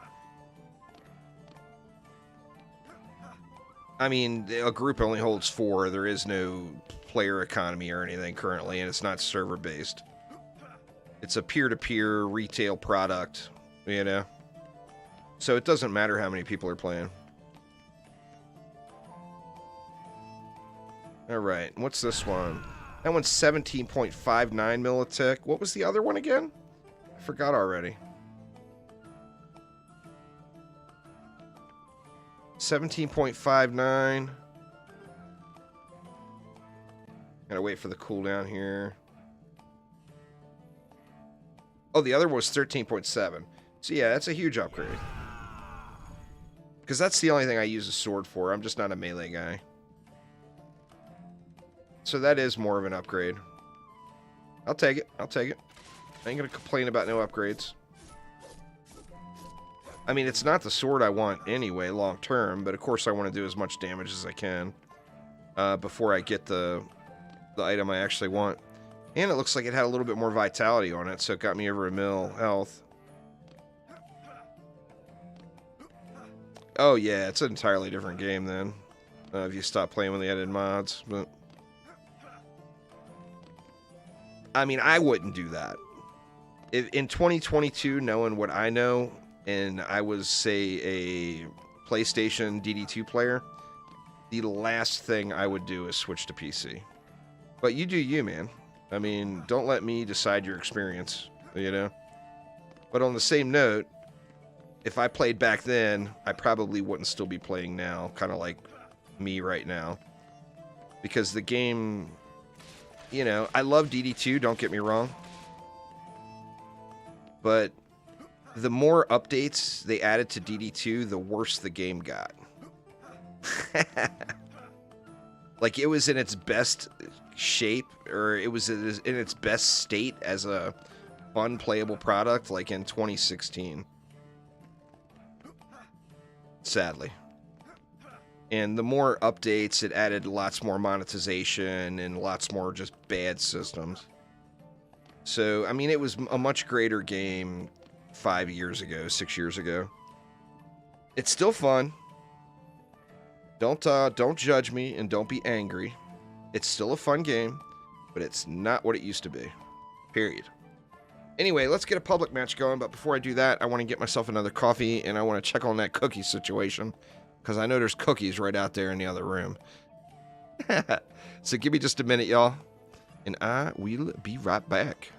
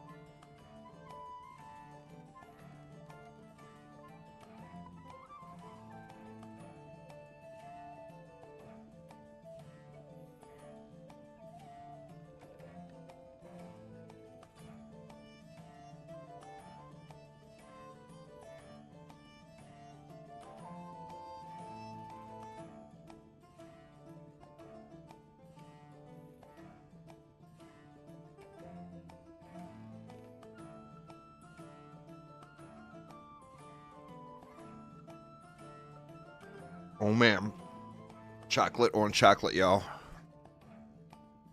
Chocolate cookies with chocolate chips. That's what I'm talking about. Oh my god. Let me have one more.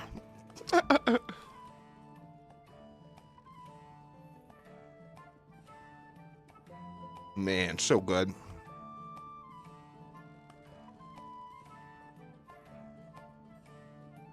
Yeah, Rifted is just a toggle, Richard. So as long as you beat survival, you can still do Rift mode bonus waves.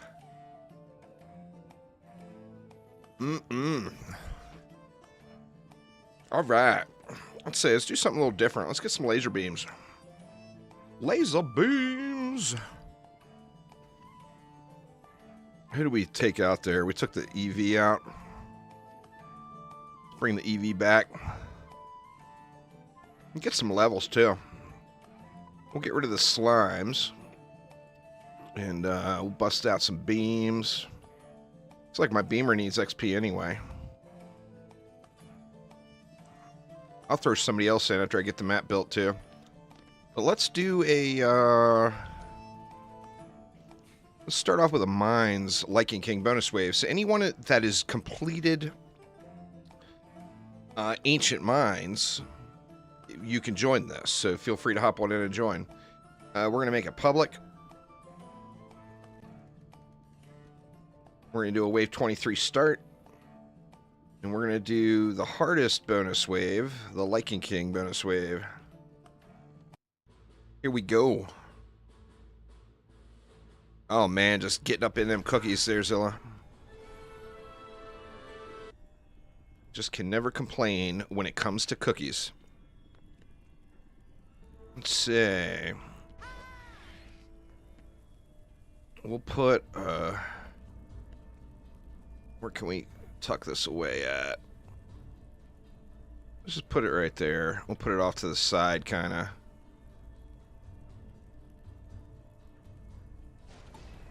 Guess that will work. Actually, I think I can put a better spot for that. The blossoms are so cool, man. They've got an enormous cool factor. Ooh, looks like I got levels. Let's get a little more blossom power. 140 of them. You have to complete the survival version of that map once. So, like, to get Lichen King, the Lichen King bonus waves, I had to kill the Lichen King on survival. Going right there. We'll put this one that away.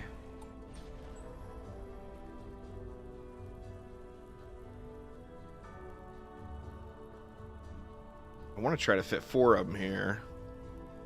Put that one that away.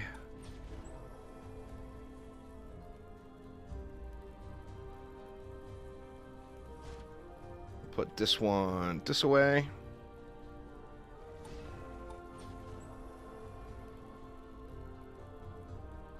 A little bit of a snug fit.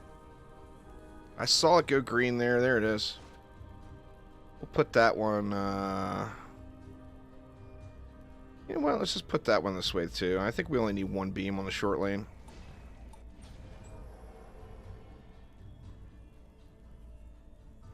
Alright, and then we'll get some... Well, let's get some auras and traps in first, so I don't blow all the DU.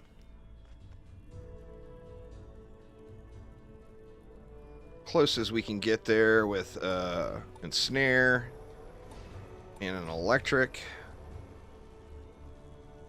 And we'll get some traps up in here. Go with like a gas trap there. And then a gas trap, say like right here. Yeah, you have to beat... You gotta beat the boss on survival, and that unlocks the bonus wave. And then we'll throw some wisps in as well.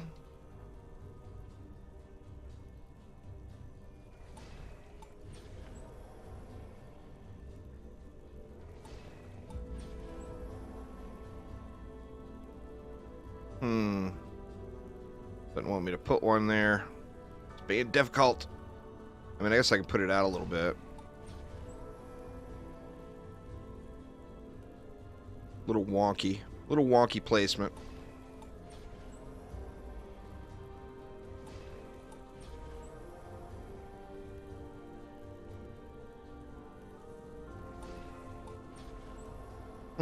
We maybe could have gone with two sets of RS, because I got 17 DU left. Let's do that. Let's go 2 sets of RS. We'll go with 1 set, like, right out here.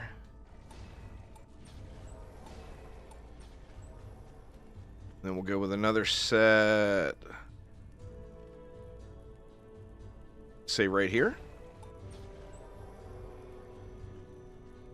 And then we'll have to use 2 buff beams, but that should be fine.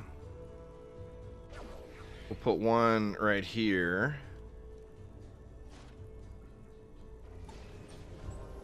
Then we'll get our main buff beam across this stuff.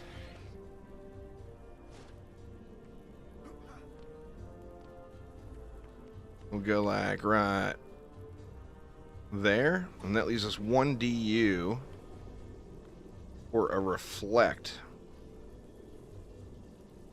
We'll put like a reflect, say, something like that. It's a little sneaky on the side, huh? Yeah, maybe we should put it over a little further. Well, it's a public game. That would be Wipeout. Anybody that wants to join, look for it on the browser. It's there. Let's do this. There we go. I think that's a little better. Now, who do I want to level? Let's see. Do I have another hero ready to level? We got our LTs. We got our extra monk. Let's get some more levels on this guy. Yeah, that'll work. And then we'll just dump all the upgrades. We'll just put like a couple of upgrades on all this stuff.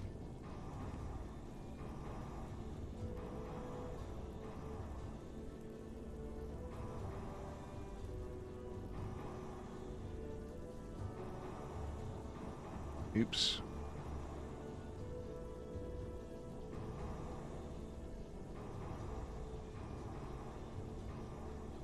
I think we're good. Let's get a few more upgrades on these blossoms too. There we go. And we can throw, what? An up on the electric aura, the buff beam, and this electric aura. And I think we're good. Is that all we got is Wipeout? Looks like it's just you and me, Wipeout. Let's see. Yep. Just us. No one else wanted to join. What's up, Quantum? But here we go. I think the only thing we need to really worry about is the copter ogres. The ground lades should handle themselves for the most part.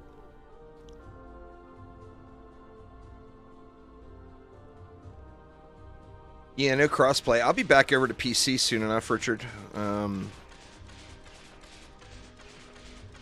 I mean, we're gonna, like, the PTR, or when the next big update comes, will be on PC. And then, you know, the update, PC is my main account. It just is.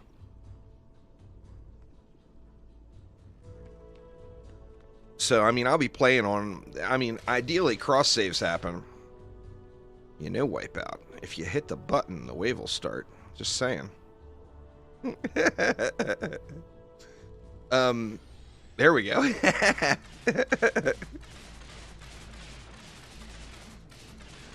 Oh, man, you got a Lichen King weapon already? A sword already? Wipeout's rocking the sword I want. That's the one that I should be using, instead of this throne room one. That's the highest base damage sword in the game. That mace looking thing. And it looks pretty cool too. So looking cool is always nice.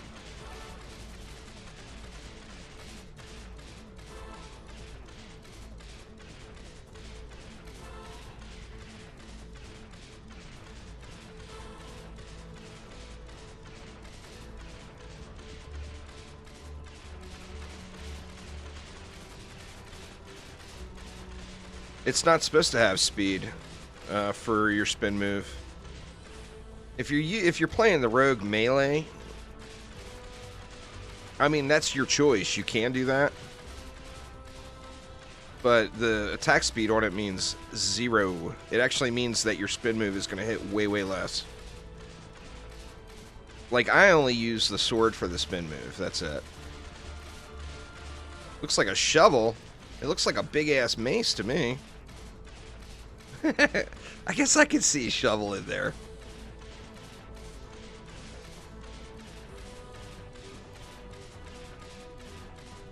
Yeah, fused towers affect rifted enemies.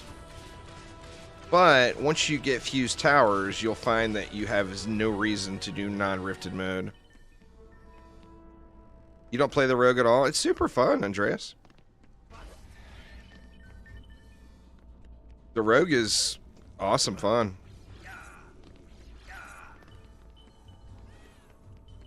But yeah, like right now, I don't play non-rift mode. There's just no reason to, you know? And that's actually one of the flaws in the game, is rifted mode makes every other game mode obsolete.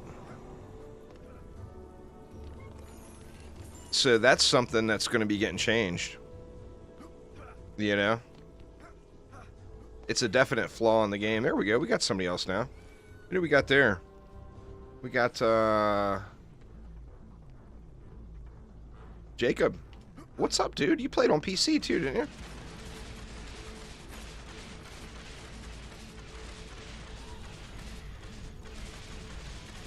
The rogue's very fun to play. The squire, once I get the squire decked out, the squire's super fun to play too. Because it's just, his spin move is so beast. Just crazy, crazy beast.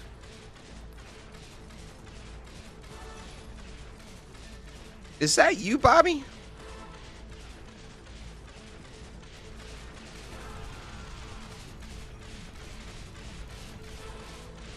Man, if so, all of these years, I've confused you as being two separate people. I just now put it together. Bobby Hako versus Hako Boy or Jacob Boy or whatever. This entire time I thought you all were two different people. That's been a lot of years, man.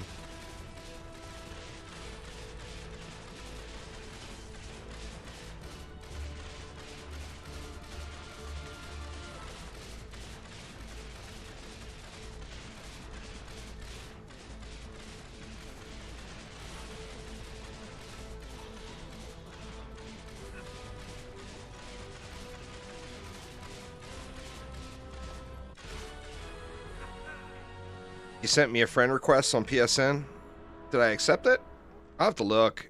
I've been accepting all friend requests, so I guess we should probably grab mana and upgrade and not be lazy. It is a Lichen King wave, and I'm not fully decked yet. I'm close on one character, but I'm definitely not fully decked on all of them. Not yet. I'll get it accepted. I've been accepted all of them. I didn't look at them yet today.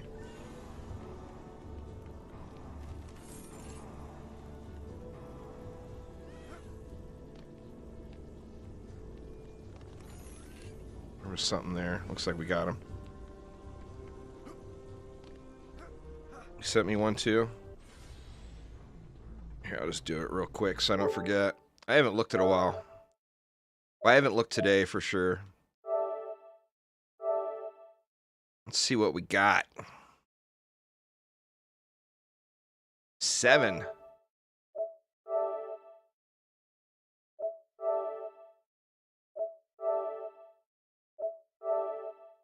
Beastinator? How am I not friends with Beastinator already? There we go. Log cleared.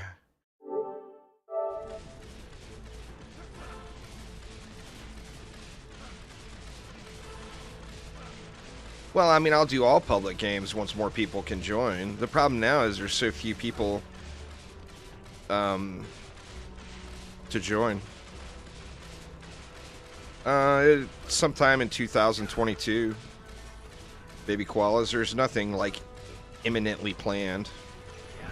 It'll be here at some point in this year. Be grateful for all you get in DD2. I'm surprised they're even doing anything with the game anymore, to be honest. So just got to be grateful for whatever they give us.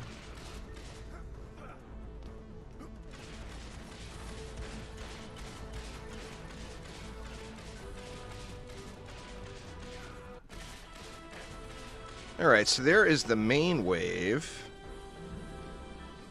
Let's grab all this juice here.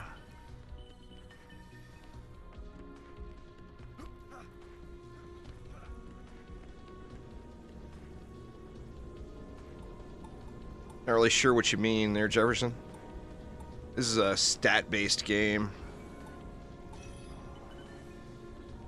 So it's all based on your stats. Can you reset? What, like an Ancient Power reset? No. Please tell me they never add a system like that into any of their other Dungeon Defenders games, though. There's nothing hokey like that. That's all DD2 specific.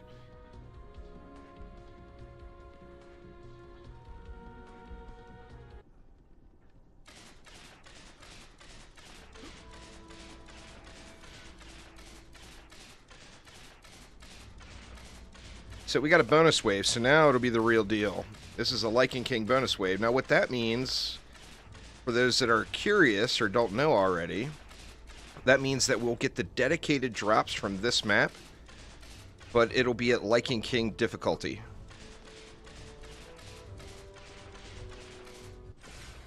No. No Dungeon Defenders game has crossplay.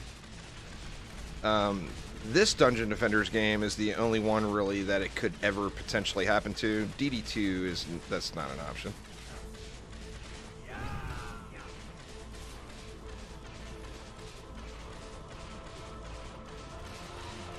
Yep, Giraffe on a Treadmill is indeed back. Get Flick, thank you so much. I do appreciate it a ton.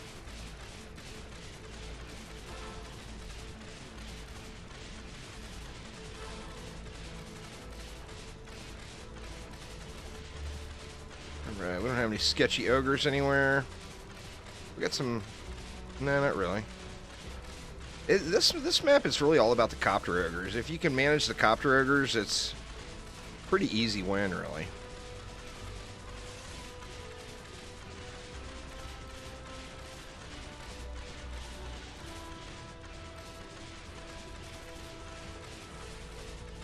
Shoot, I forgot to put up a poll about going rogue.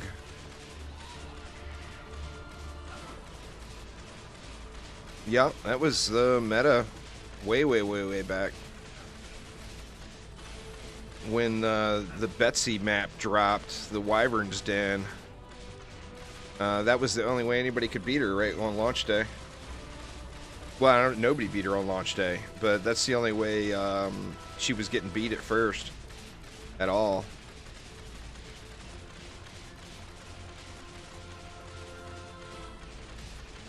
Back when the Lightning Strike Aura was a Lightning Aura. Alright, so now we're going to get the Lichen King bonus wave version of this map's map-specific loot. Where is it at? Mediocre Giraffe. Where the fusion gear? Where's the rock? There we go. Bad rolls. Boo. Boo to bad rolls. Oof.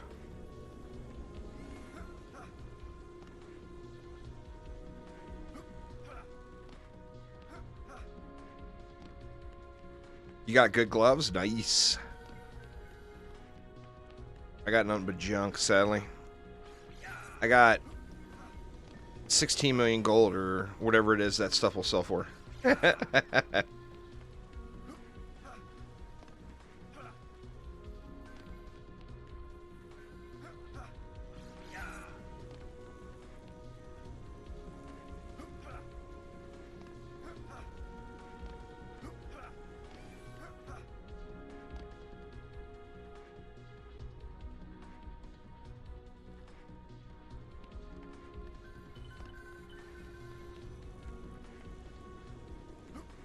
Nobody now. The rock used to be a pretty highly coveted item. They could remove it from the game now and no one would care. I mean, that one that dropped there was a pretty good roll, but it's just a junk rock now, you know?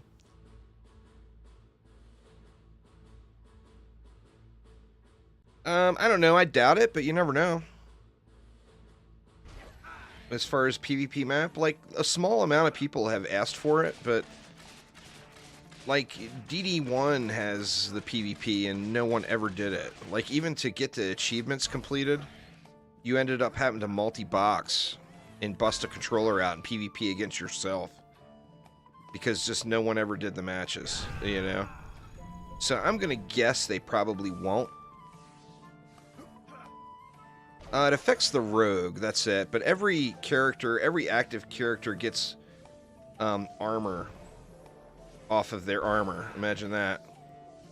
See, it gets 20% armor. Well, that's stackable. So 20%, 40%, 60%, 80%. So if I took all this gear off, I would be getting one shot by everything. Oh, that whole system is getting changed, Andreas. I would be surprised if Arcanist Gear doesn't get removed. Rifted mode and fusion gear and everything is all being changed. Alright. What do we want to do now? Let's do Magus Quarters. Well, no, I mean, no one ever played it, is the thing. It's like from day one, it just never had players. There was like a few people that would play it. It's just, it's not a PvP game, you know? I don't think that's out of the question, Andreas, to be honest. We know it's going to get changed, but I think it's quite realistic that it could potentially just get completely removed.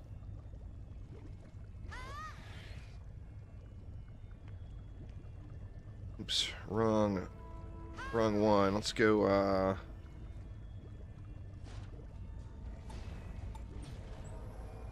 kind of, but not really.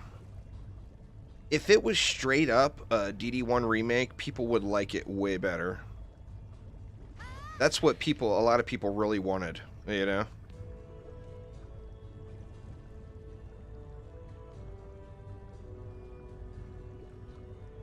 Let's see. How do we want to do this one? Let's just take the easy route here. Go like that. We'll kind of crossfire this area. That way we hit the flyers as well.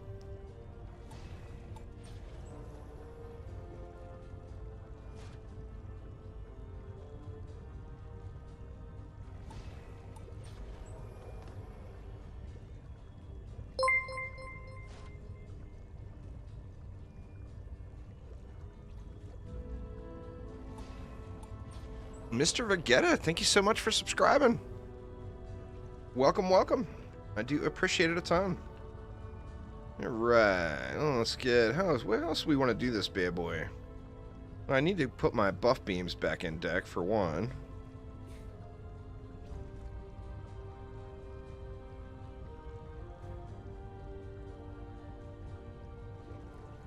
There's some networking issues right now. I mean, they'll get them resolved. You just got to rejoin. I made it public.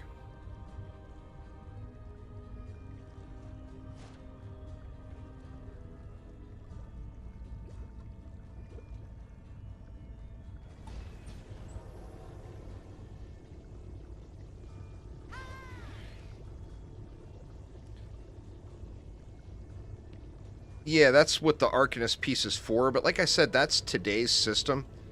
That entire system is due for an overhaul and a complete rework. If you type !news in chat, you'll get a link to forum posts they made up about it. But Rift mode in its entirety is going to be reworked, from the mode itself to the loot involved. So there will be big changes in that regard.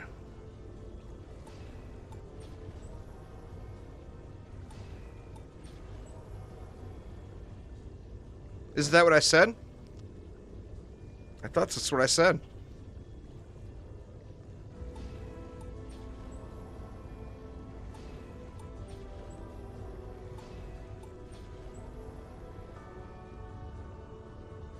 Don't hate because people have different accents now. That'd be fucked up. Or did I say it wrong? Either way, you know what I mean. Thank you for subscribing and welcome to the channel.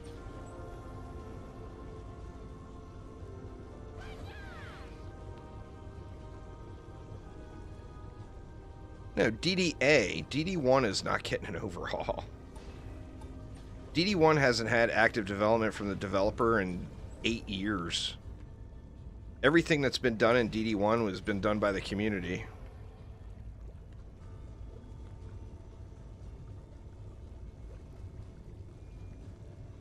Rift mode is getting a complete overhaul. That's what I keep saying. With all these explanations of Rift mode is how it is right now today. All of that is going to be changing.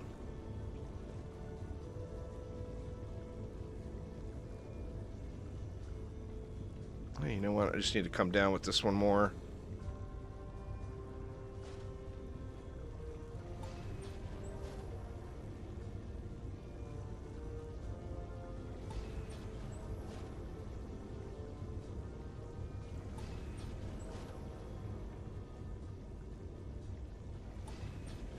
It's probably been longer than 8 years, actually, on DD1.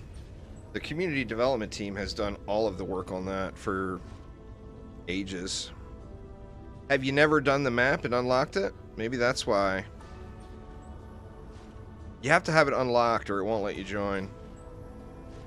You could join through my PlayStation profile.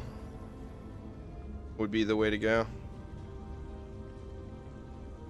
I'm not positive. I'm out of the loop on that, but I mean, they're very passionate. The DD1 community is very passionate about the game. They love the game, you know? Let's see. We need to spend 2 more DU somewhere. I think I'll just do this just to use the DU.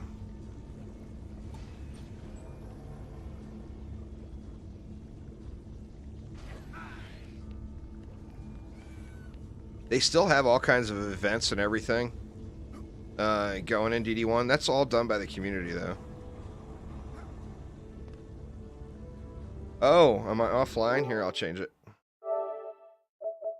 I have to go offline when I'm not streaming because I get spammed sometimes.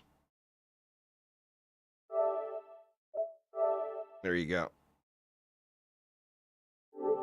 I am no longer offline.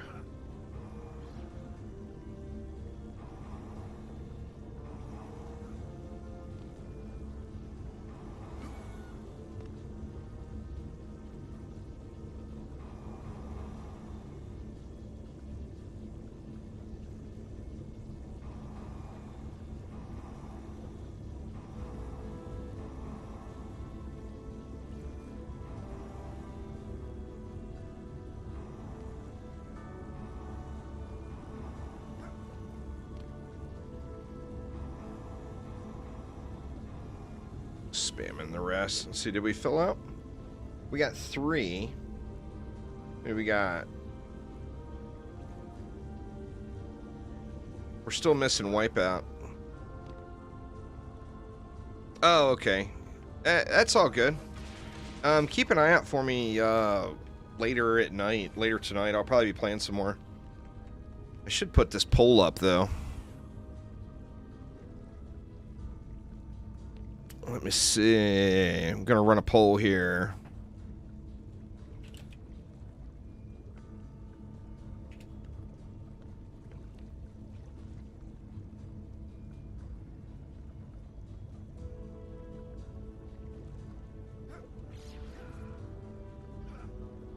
So what do you all want? Do you want to see more Dungeon Defenders Awakened, or do you want me to switch over to Dungeon Defenders Going Rogue? Because remember, this is the last month of this Juicy May Spectacular. You all pick. Which do you want to see? More DDA or some Going Rogue? I'll leave that up when we run through here. I mean, I'm pretty much playing every night right now, Wipeout. The PlayStation, it runs really, really good, and that has just completely hooked me on getting the PlayStation account jacked out a little bit. So yeah, I mean, I'll without a doubt be playing tomorrow night, the next night, the night after that, the night after that, probably the night after that. At some point, I really, really want to jump in and check out my time at Sandrock, though. I really enjoyed my time at Porsche. And my time at Sandrock, I think I'm really going to love. And I've got a copy of the game. And then I also just picked up that V Rising. I'd like to check that out, too. And I haven't even installed it yet. So, I mean, I haven't done anything.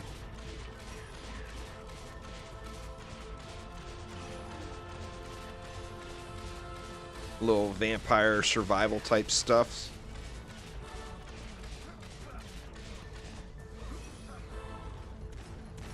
Oh, don't jump in the lava, y'all. That shit's hot.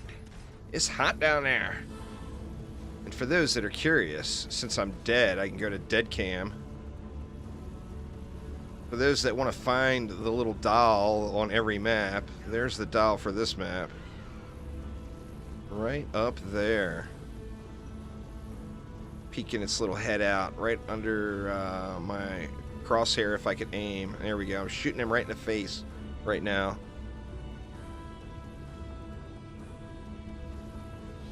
Sandrock is so good.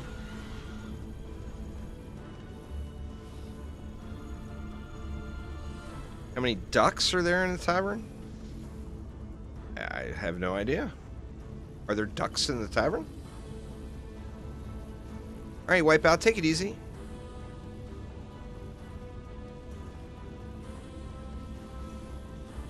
Or do you mean the dolls? You can't get up to it. It's just, it does nothing. It's just sitting there. It's more of like a hidden Easter egg that has no meaning at the moment. Now, I mean, maybe at some point it will have meaning. But right now it has zero meaning.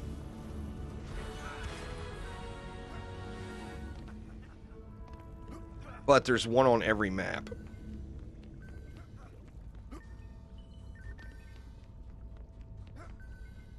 It's alright, we'll just let it run here until this map is done.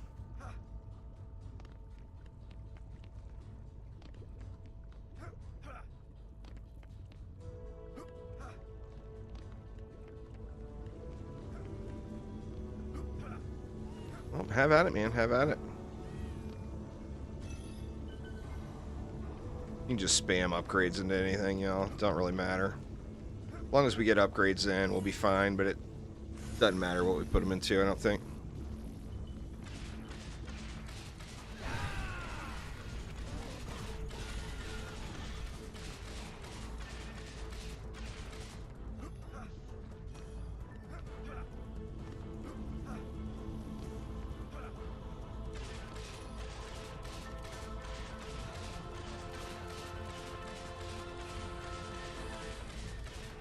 Man, his cookies turned out really good. I kind of want another one.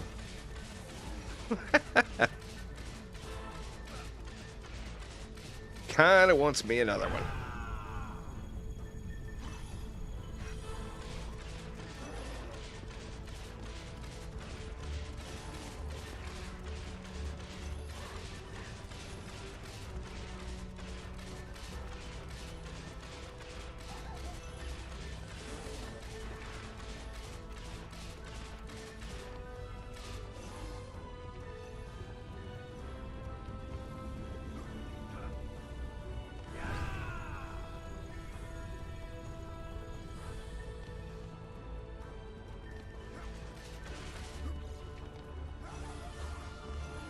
Yeah, you know, I mean, and as I was mentioning earlier,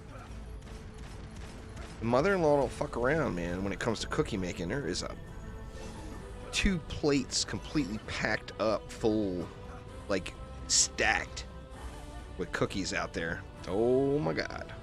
Oh yeah.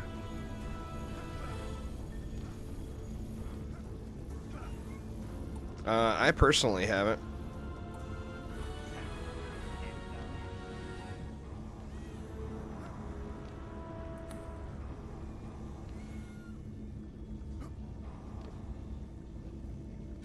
This is the Magus quarters.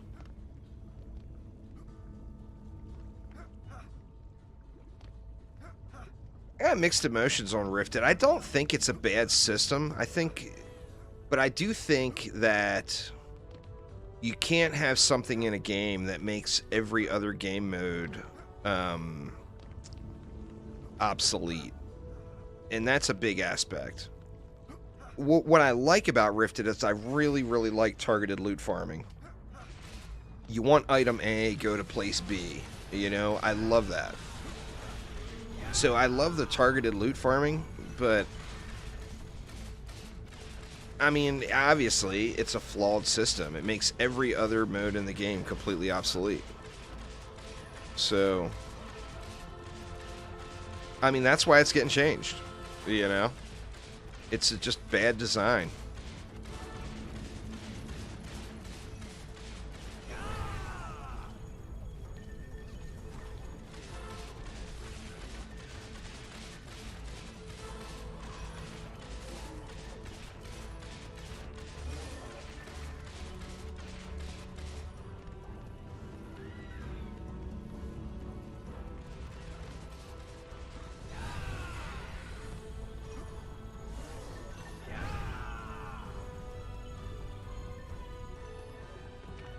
Yeah, looks like DDA is winning there, huh?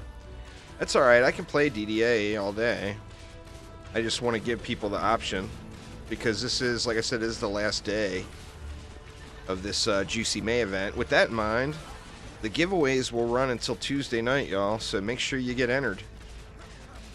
Tuesday night at midnight, all of the month's giveaways end.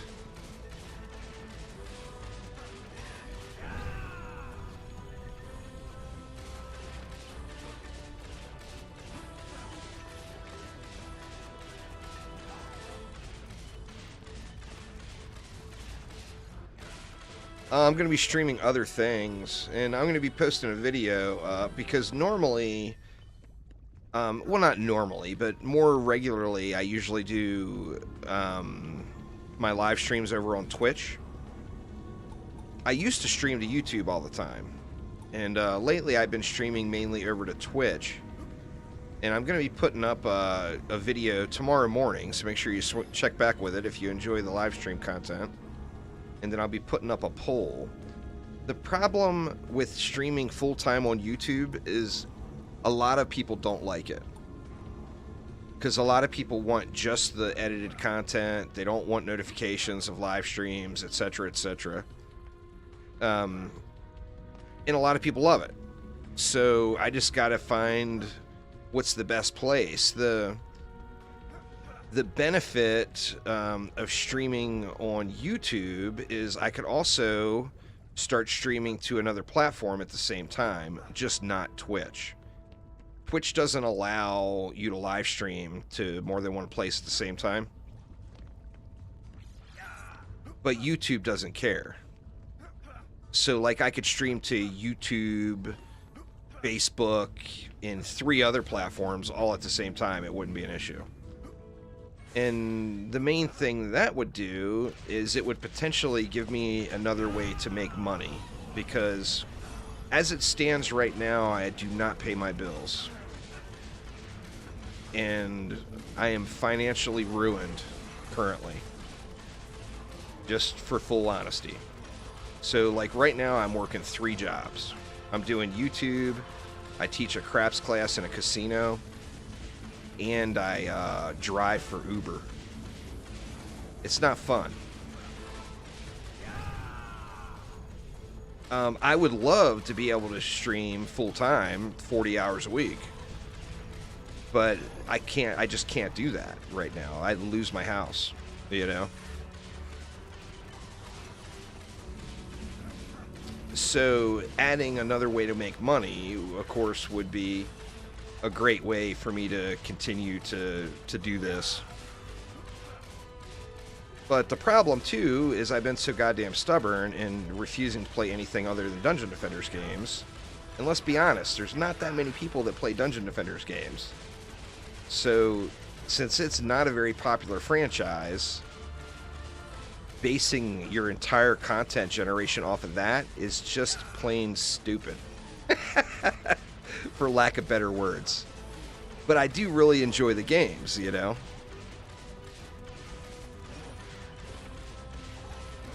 I didn't even know Reddit had streaming.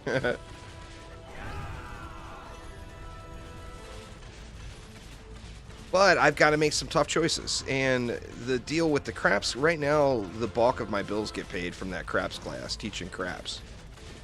Well, that class is over in another 10 days. And I will lose that. I will lose that source of revenue. So I got to decide what I'm going to do, if I'm going to go get another job, if I'm going to accept a full-time job at the casino.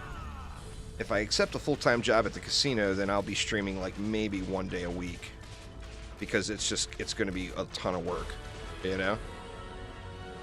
But I got to decide what I'm going to do. So I'm going to be relying a lot on the thoughts and opinions of you all to make those choices. What do we get? We got a POS paintball gun.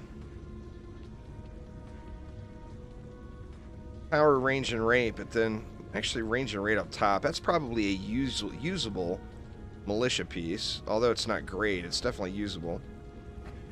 Oh, wow. And we got a really low tier. Only 333 upgrades, but that is near perfect of a roll for primitive gloves. Sadly, the upgrades and the stat rolls on it are so low.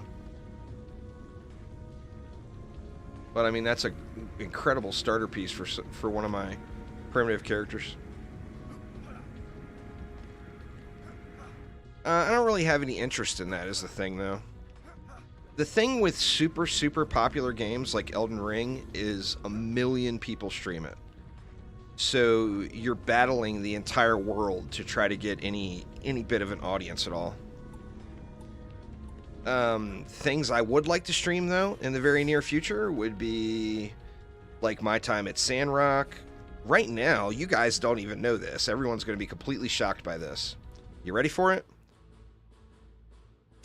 50% of my revenue from YouTube that I make off of YouTube comes from Stardew Valley, which I haven't played in over 2 years. And I love the game. Dungeon Defenders is not what makes my channel stay alive. Stardew Valley is what makes my channel stay alive.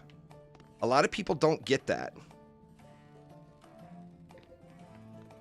What, 3 years ago in December, the big Stardew Valley content update hit, putting in the Ginger Island and all that stuff, and I did a whole series of tutorials. Those tutorial videos have been more than 50% of my entire income in the last 3 years. Now, it's not a lot of money, so don't think it's like a bunch of money, but as far as what I do make, the majority of it comes from that. So, yeah. The Dungeon Defender stuff I do that for me. It doesn't pay any bills. In fact, anyone that is considering starting a YouTube channel or being a streamer and you want to try to grow as quick as possible, play a competitive game, for God's sakes.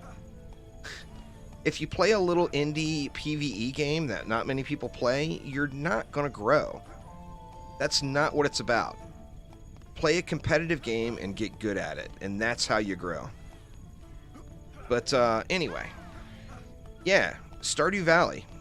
Stardew Valley gets the job done for me. And I love the game, and I would love to be a full-time Stardew Valley content creator, don't get me wrong. I could play Stardew Valley 12 hours a day. I love the game that much. And when that Haunted Chocolatier game comes out, I am going to be covering the living crap out of that game. Because I just love that entire universe, and Concerned Ape has done such an amazing job.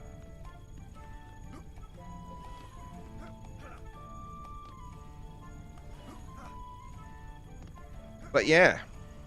So, I mean, I would love to stream more Stardew Valley. I would love to stream, you know, I love survival games. And then building type survival exploration games like that Planet Crafters game. I've been doing all that stuff over on Twitch. And most of the people on YouTube don't even know I do all that. Because it's a, you know, in a lot of regards, it's a very different community between YouTube and Twitch. There's a lot of people that go back and forth. But there's a lot of people that only watch on one platform, you know? And you don't know how many times I've heard people have told me, oh, well, I don't have Twitch. It's like, you have a browser, right? And they're like, well, yeah. And I was like, then you have Twitch. It's a website, for God's sakes. It's nothing more, you know? But, yeah.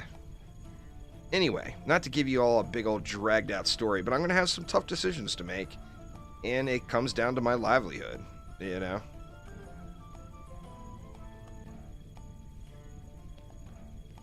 Now, I don't really play competitive games, is the thing. That, and no one's going to watch you play competitive games if you suck.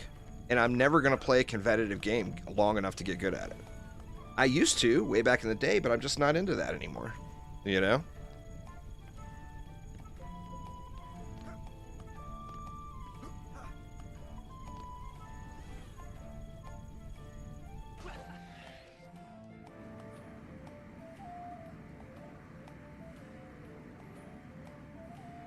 Alright, what are we going to do? What did we just do? We did that one. Let's do Endless Spires. Public. Wave 23. Lichen King bonus wave. Let's get it.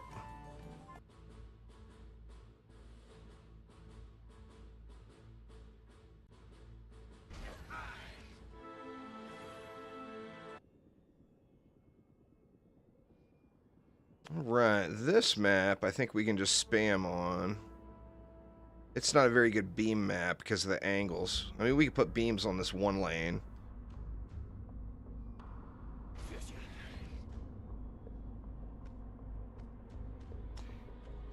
I did, well, I was big into World of Warcraft PvP back in the day.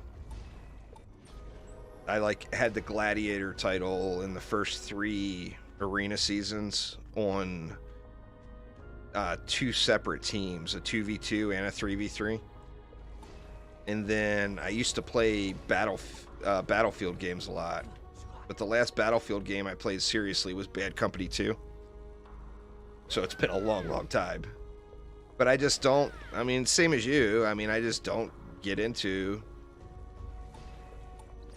competitive shooters anymore. It just felt like update after update, new game after new game. It was just so much of the exact same thing, is what it felt like to me. And where, you know, I say that and then I play Dungeon Defenders. I guess that's kind of a joke, but you look at other games, you know, you play Stardew Valley, or you compare Stardew Valley to my time at Porsche. They're both very, very different, you know. I guess we could put some beams in for the flyers. I didn't think about that. Let's do this. Oop, that's a proton beam.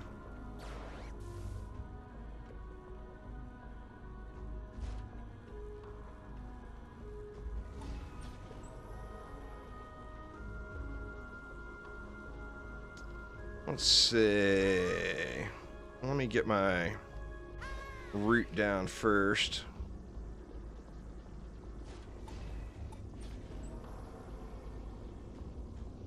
Oh, it's all the same stuff, Lost in Ease. It's not really any of it's really that different. See, we'll put a beam like that for flyers.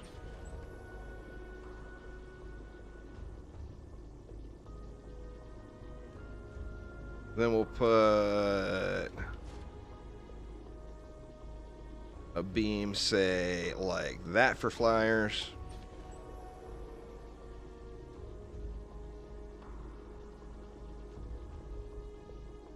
Why isn't it letting me place it? I'm standing on top of it is why.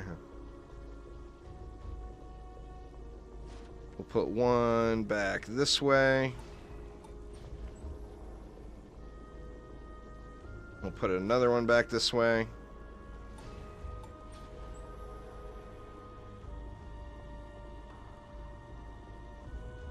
Nice, Dustin.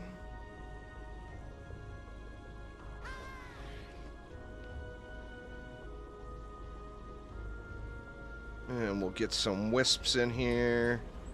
Actually, I should have went 3 wide, huh?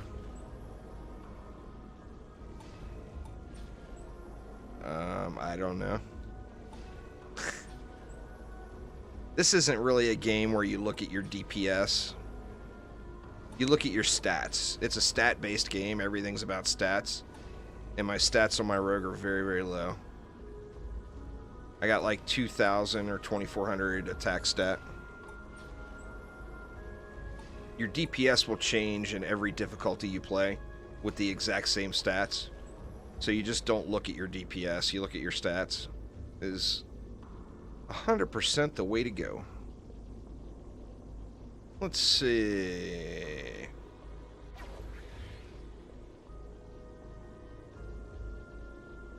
Well, once again, don't look at your DPS numbers. It's not that kind of game. It's a game about stats, and it's about difficulties having various modifiers to your various outputs and etc. So just don't bother looking at your stats. Or don't bother looking at your DPS, only look at your stats.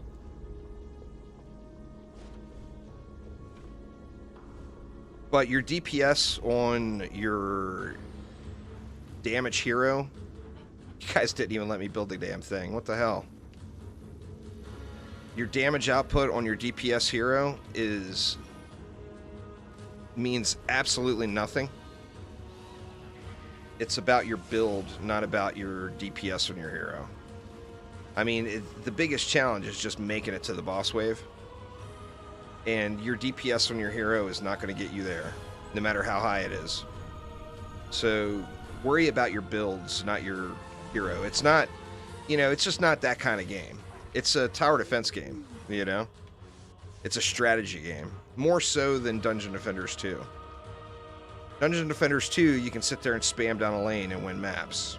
That's not going to happen in DDA, You guys kind of screwed the build there a little by starting it. Normally, I can't get people to hit the button. You guys hit it too early. So yeah, is it going to hold? I mean, there's no upgrades in. I threw that wall there just to try to distract the ogres in the middle. And now I lost the 8,000 mana because you guys had me start it with a character with no fortify or no vitality at all. So we lost all the mana for upgrades for the Wave 23 start. WTF, man.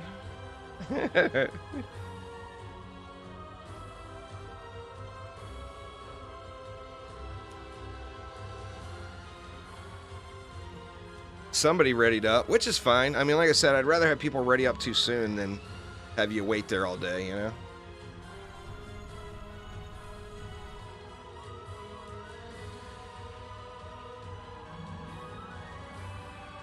Alright, looks like DDA wins, so I'm just going to end that poll. No point in me keeping it up there all day.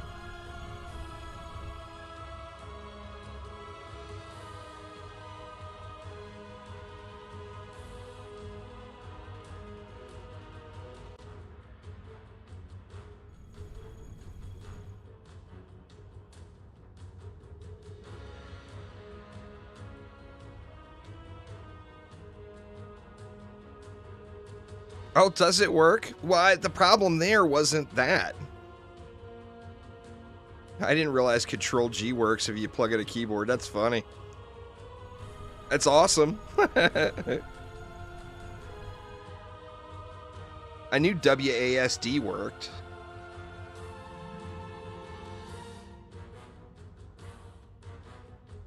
You know, I could probably... Well, no, I've got one of those little Razer... Well, we got no mana. So... Well, there's some. Control G forces the wave, so you don't have to wait for people. It's a wondrous thing. It's the #1 reason people don't play public matches, is because they got runs that they can do in 8 minutes or 10 minutes by themselves, and then they'll play a public match, and that same exact run will take them 25 minutes to do, because people don't hit the button.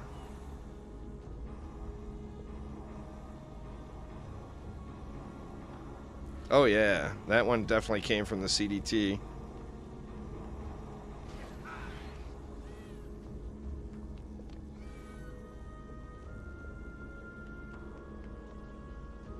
Just reached level 70. Nice, scrats.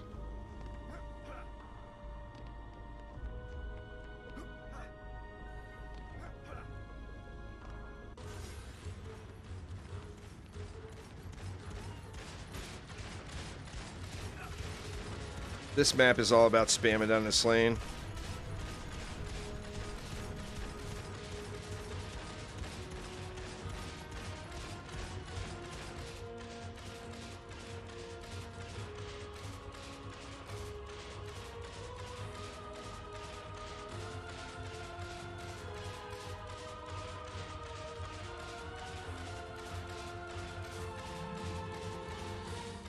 Well, it's because it's why you ignore the rarity of items, because it's all, the rarity is based off of the item power of the item, and pets have a really wonky item power calculation. So godly pets are, the starting range on godly pets is crazy, crazy low. You'll find a transcendent pet that's better, you know? Wisps and flowers are all about upgrading. I mean, I've got decent range on them, probably around 4K on both. But wisps and flowers get a massive amount of range value every time you upgrade them. So, like, if you're doing wisp builds, you actually upgrade the wisps before you upgrade the buff beams. You see, watch here. Well, that one's level 4. Let's find a low-level one. Yeah, it looks like they got upgraded. That one's level 3 anyway. Oop. But there it is, level 3. So the range on it's 22.4 meters. We upgrade that, the range goes up to 25.6 meters. That's a big, big bit of range just for one upgrade, you know? But yeah, wisps and blossoms are not as much as wisps. But it's definitely all about the upgrades. Like, having really, really low range, you can still just get ridiculous reach with them after you've upgraded them fully.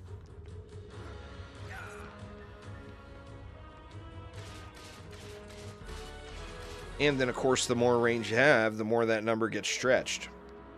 So as you get closer and closer to end game, that amount of value you get for those upgrades keeps growing and growing and growing. I don't really use the DDA builder since I make videos. It would just be extra work.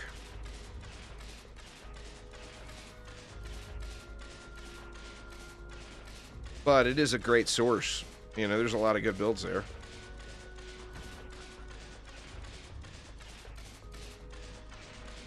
But for a content creator, it doesn't really make a whole lot of sense to use it.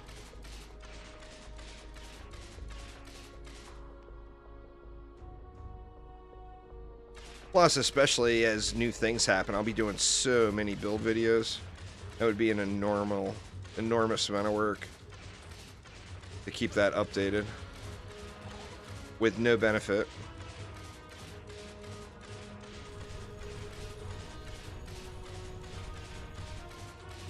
Is that an app? And somebody playing an apprentice? Maybe, I don't know. Is that what you're referring to? That's a rogue. That's a rogue.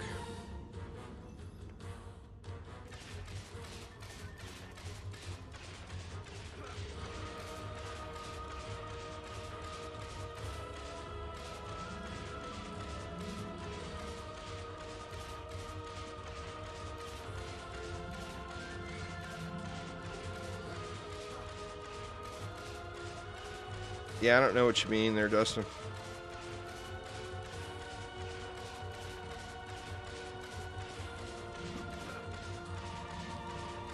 Yeah, once the big update hits that adds the rune system in, I'll be doing a lot of that. Right now, there's no reason to, really, because it's all stat-based. Oh, the Dungeon Defenders Builder. No, that's a website. When you go to hit your options menu and go to build suggestions, it'll open a browser window and take you to the website. We don't have a date on it yet. The only thing that's been confirmed is it will be here before the end of the year, which, you know, obviously tells us nothing. No, it got changed. The guy who ran it before, when it was DD Planner, the guy who created the code for it, ended up giving the code to ICE, and it's now ICE's website. So I think it's DD Build Planner or something like that. I'm not sure exactly. But it's not the same person who actually created it.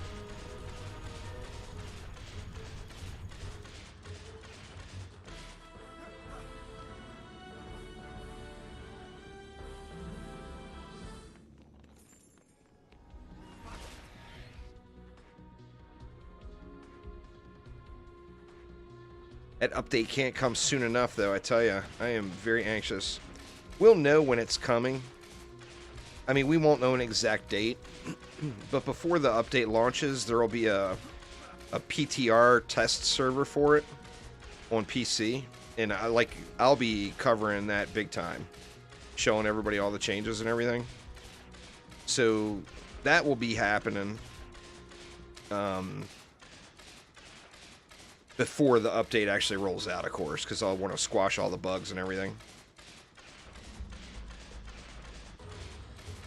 They removed the reload thing because it was stupid and trivial. It took away the ability for the Huntress to have a secondary attack just for a reload mechanic that was just dumb. You know? So that's how.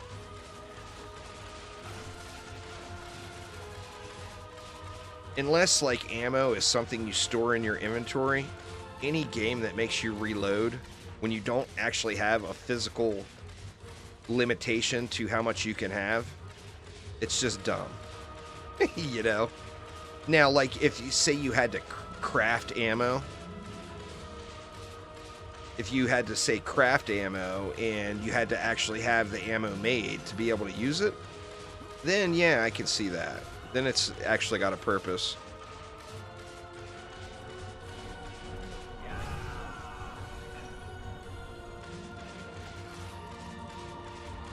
But if it's a, you know, if it's a... Oh, what happened? I don't even know what got us. I bet it was a flyer. If it's a system with no purpose, then what's the point, you know? I'm not sure what got us there. I'm assuming it was probably a flyer, but I don't really know. Boo.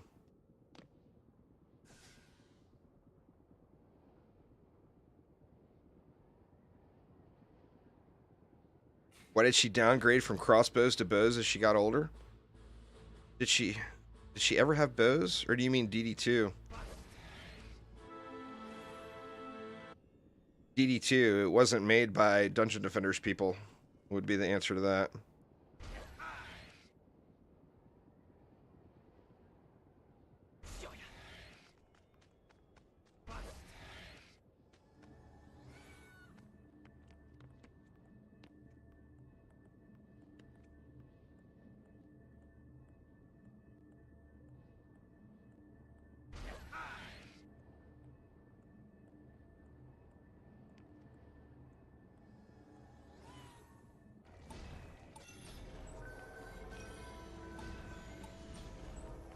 Let's see.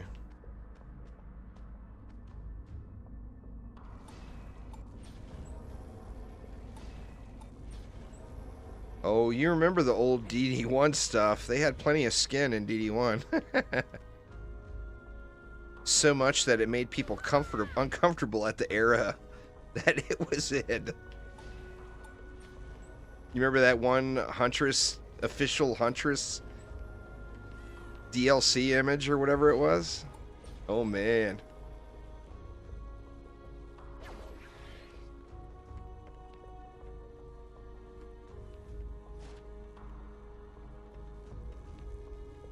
No, it wasn't that one.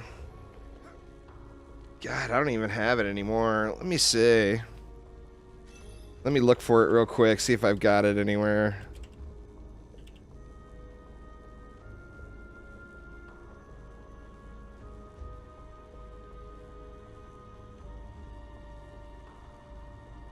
Found it. Let's see. Sorry, kids. I'm going to show you the dirty Huntress from DD1. Let me see.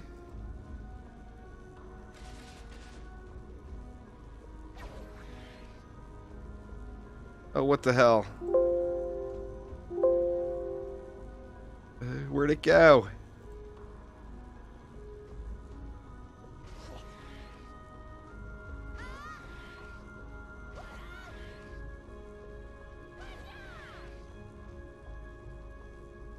I just showed it. I just had it in a folder. I can't remember where it is.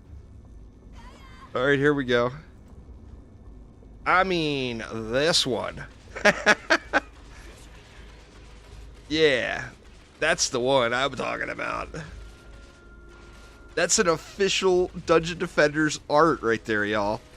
That came right from Trendy.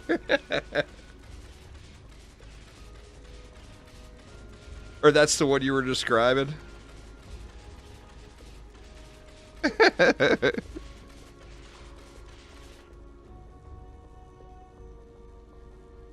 Yeah, that's official Dungeon Defenders art from back in the day.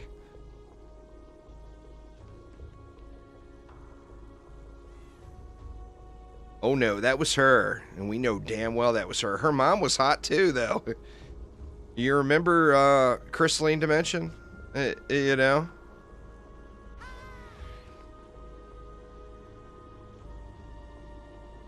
Mama Huntress was a hottie.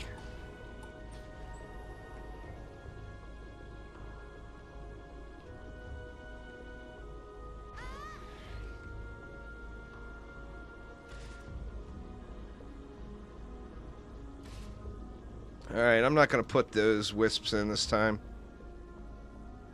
Or those beams. I'm only going to put beams on this side.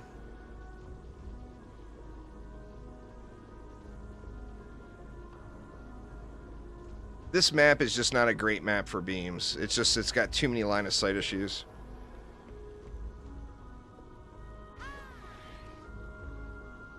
But I didn't get gas traps in over there either.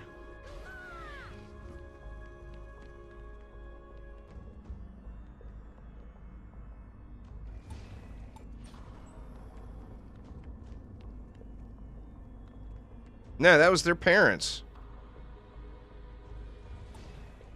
They were saving their parents. That was the whole lore and everything to it.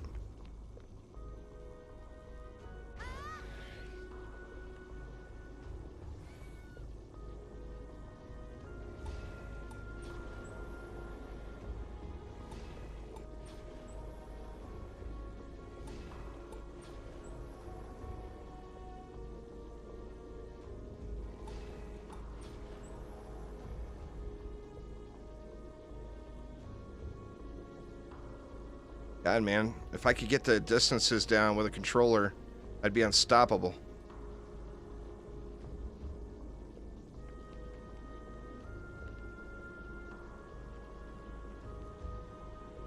That's pretty much it, Dustin. That was the lore. That was the original lore of Dungeon Defenders.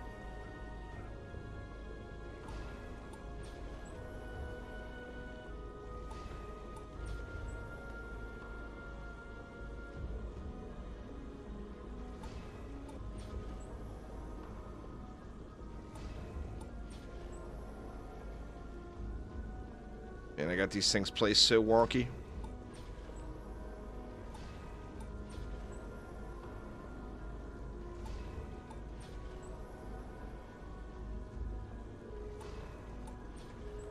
That'll work.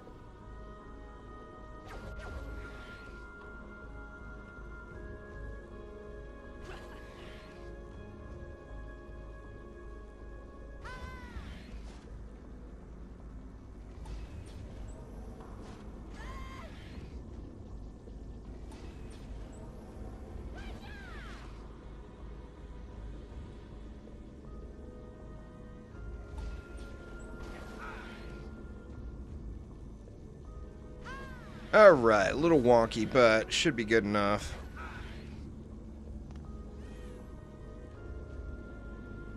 Yeah, they did it. It was their own damn fault, breaking crystals and such. That was the original lore for DDA that never made it into the game. I think they felt like they had to include something from DD2 to make the DD2 people feel better. And that's why that opening cutscene has them dropping out of Drakenfrost Keep, falling through the world. But originally, when Elandrian was explaining what the lore would be, he said that a rift opened up and it took the heroes back to where they had originally had broken the crystals.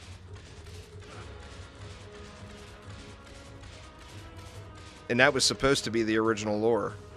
But then it got changed. Like I said, I don't know why it got changed. I'm just guessing on the DD2 thing, but...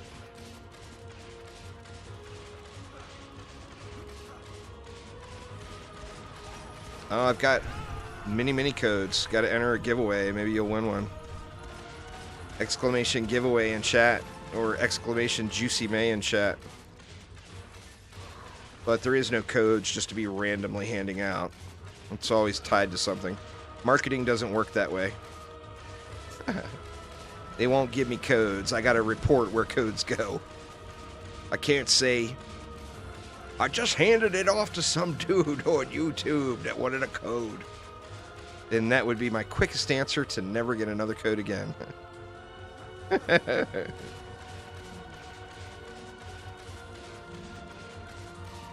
But yeah, man, exclamation giveaway in chat for game codes and exclamation Juicy May in chat for cosmetic codes.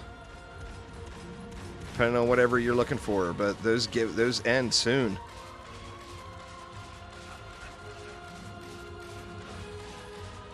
I hated service quarters. There are no hero codes. No one has hero codes except Chromatic. They do not exist.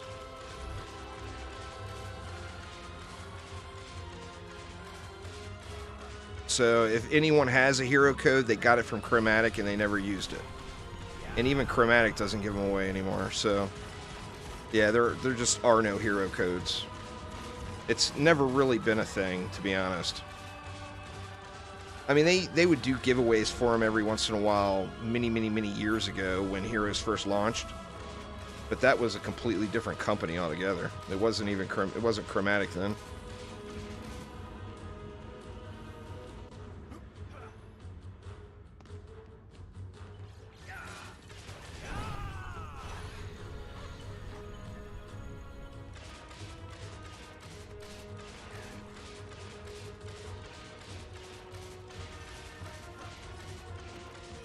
I think if we hit these auras, maybe that will... Or this it even covering the flyers? No, it's not even covering the flyers, so we just need to upgrade the wisp more. Well, and watch for flyers on that note.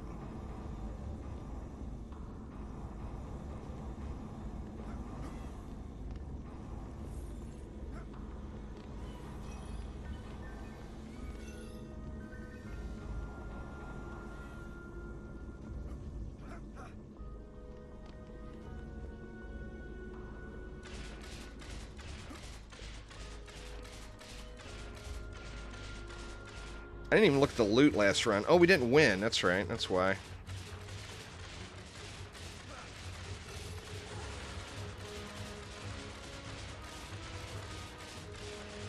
Keep an eye on the flyers this time.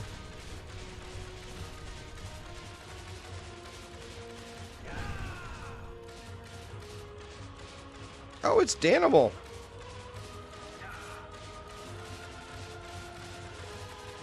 I didn't realize you played on PlayStation 2. I thought Danimal was a PC player. There's a lot of people I think playing that played on PC and is playing on PlayStation.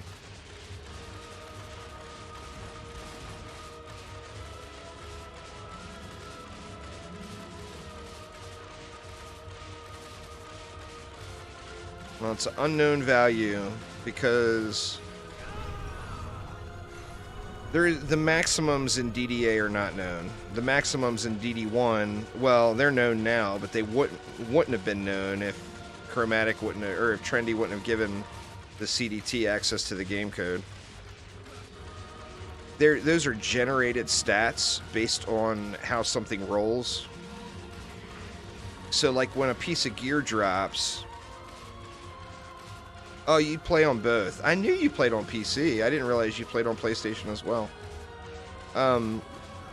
So, like, if an item drops, it's going to be between so-and-so hidden Unreal Stat ID and so-and-so hidden Unreal Stat ID.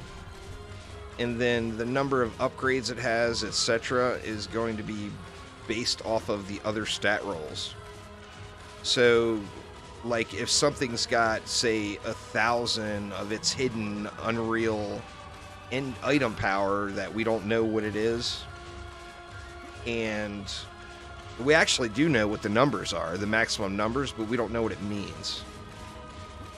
But if someone, you know, say you get something that's 1,000, well, then it's going to roll each one of the stats and decide what the roll is based off of.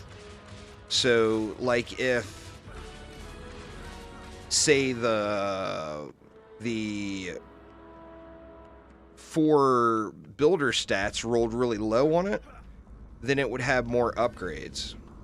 Or say it's missing a builder stat, then it would have more upgrades because it's more item power that can go to that particular topic. But it's not, you just got to realize this is not DD2. You know, and those numbers in DD1, like I said, we wouldn't know what they were there either if it wasn't for the community development team because they got access to it. And, I mean, we know what the Unreal numbers are from DDA just because data miners data mined. That's what data miners do, right? What's up, Augie? But those are all, you know, those are all stats where we just don't know what they mean. You know, because it's an Unreal, it's like an Unreal Engine unit. So to the player, it doesn't mean anything. How you doing today, Augie?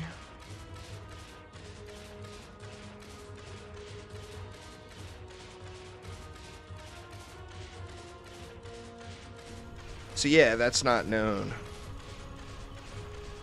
I mean, we can take guesses just off of what community members have found, but that's all it is a guess, you know, and it's a guess based off of a very small pool. Like, you know, the data mine databases, like, say, Wowhead for World of Warcraft or whatever, their results are based off of, like, literally millions of examples, where the results we'd get would be based off of hundreds, you know. So it's a big difference as far as, like, any known values or whatever.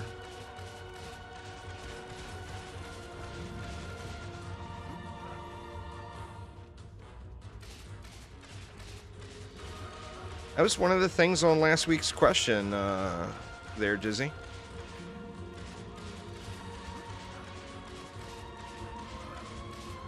A 422 upgrade piece is pretty good, but it's not near the cap. I mean, I threw away a 460 upgrade piece earlier on stream here.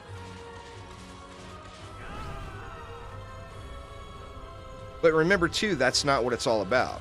It's a game about stats. So say you're looking for the power stat and you find an item with 460 upgrades that has 800 power. But then you find an item that only has 390 upgrades, but it has 1,050 power. Well, the one with lower upgrades would be the better item. So it's just not about that. With the exception of pets. If it's a DPS pet that you're trying to use to do damage, like the Monkey King we're going to get here, the number of upgrades is going to directly affect how much damage output you can get out of it.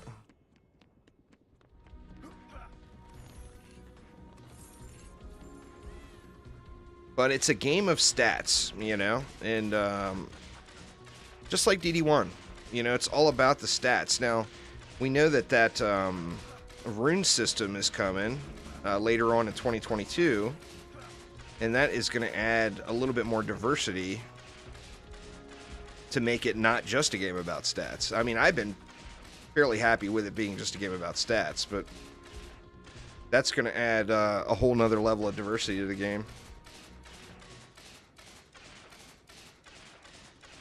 Alright, so we gotta watch the flyers here. Well, once we kill the ogres, I'll just go up top and pew on them flyers.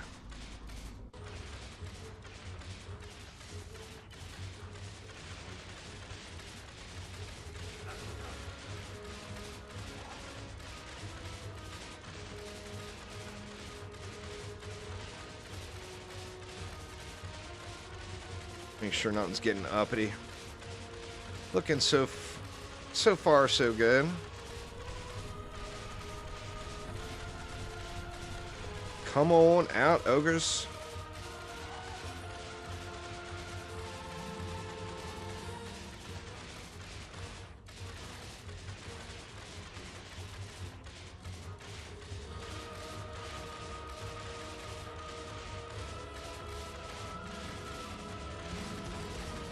Alright, we got flyers moving in, but okay, here's the ogres now.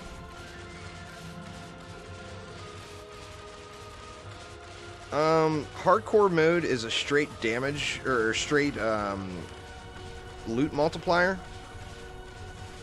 Depending on the difficulty, it goes up to 25%. I think it's 25% on Nightmare and Massacre. And then the downside of it would be that like on campaign, it adds in the timers. It makes it so that if you die, you don't respawn until the end of the wave.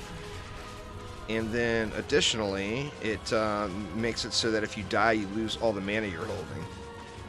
So like if you just ran around the map and picked up all the mana and then you got killed, you would lose all that mana. But the upside to it is it's a straight loot multiplier. So you're going to have a better loot potential off getting it. How's it going, Rogue? It's really fun. It's still early in development. It's got a lot to come for it. But I mean, as far as the base game goes, it's fun. It's not what you would expect from a Dungeon Defenders game. It's a roguelite. It's a roguelite before it's a tower defense. It's a roguelite with tower defense elements. But it is quite enjoyable. Just waiting to get it finished out and more content, more heroes, etc.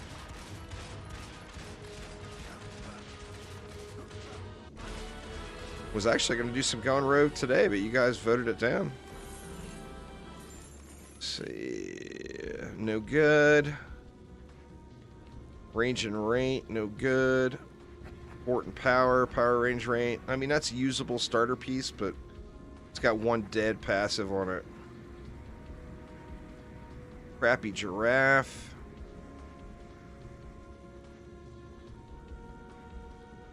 And a crappy monkey. Boo! RNG's hating me today. Hating me today. Alright. Let's do a different one. Let me see. Let's look at the sets again. Let me see. Where is that?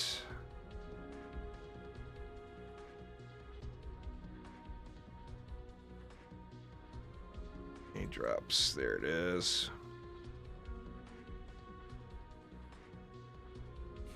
Let's see. What do we want to go after? I mean, I really need to be doing guard gloves from Ancient Mines. And then primitive gloves, too, on Magus.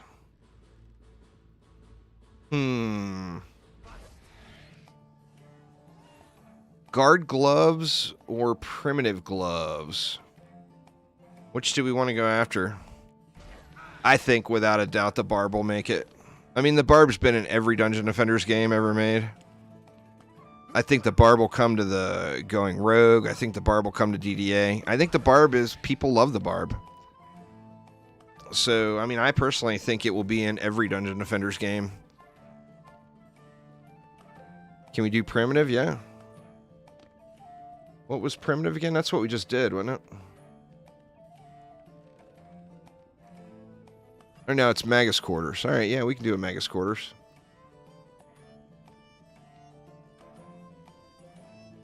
Let me check the loot real quick.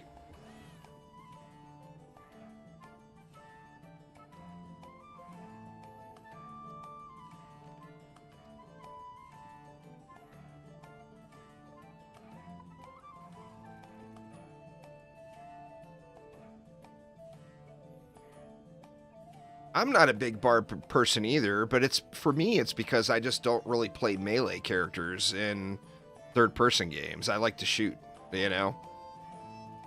So it's nothing against the barb, but I like to shoot stuff. That's just how it is.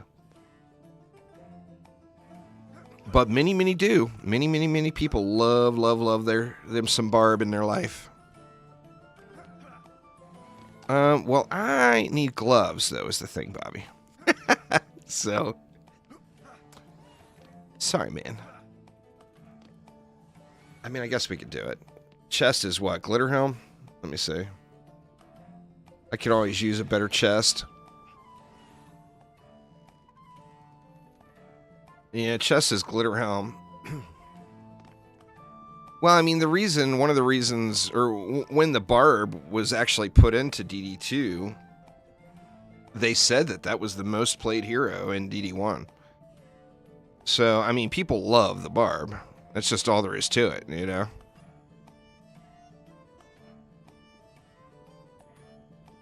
So, on this map, we just got that one ogre. There's one ogre at the start of every wave that we have to watch for. As long as we kill that one ogre, we should be okay.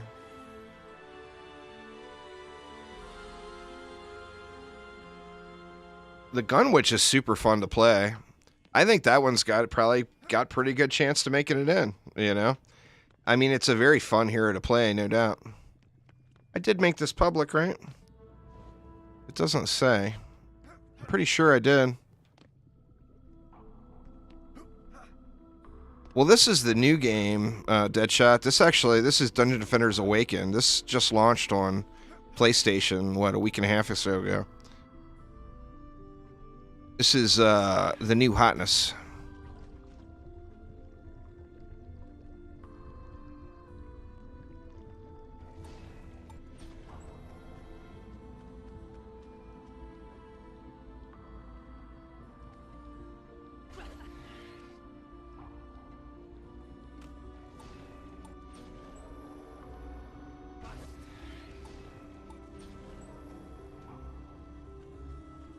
Let's see, we got plenty of range here.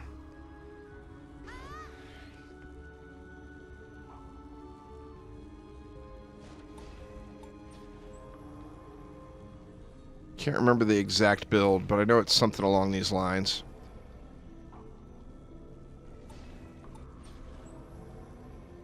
We can get us a little fused mega chicken here. We'll get off of this run. Nothing wrong with a fused mega chicken.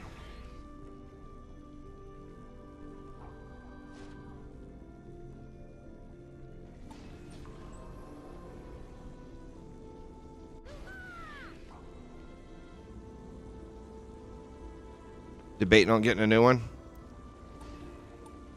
You can probably, as far as PS4 goes, I bet there's probably some pretty good deals out there these days on PS4s with the PS5 being around.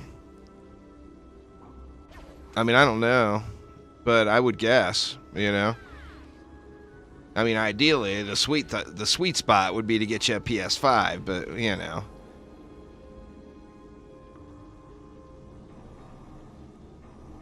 I got that gas trap not placed on the buff beam. That was not smooth.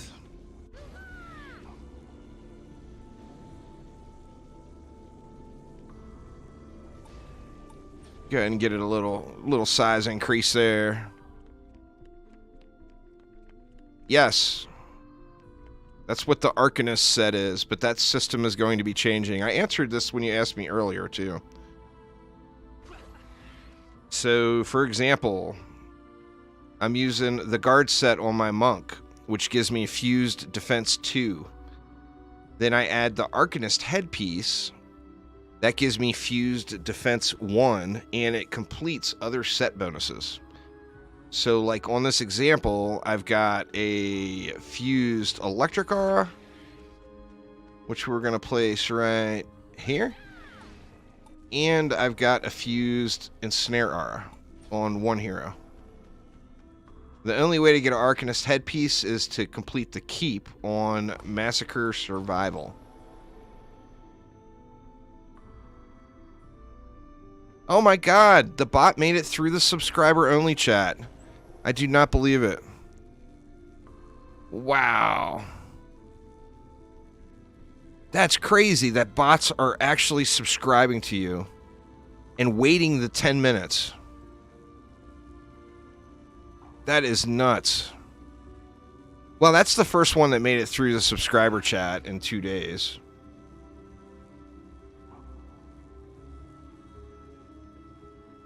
Yeah, this system is going to be changing because people don't like it, you know? Exclamation news in chat. We'll get you a link to the most recent forum post that they gave us detailing what's to come.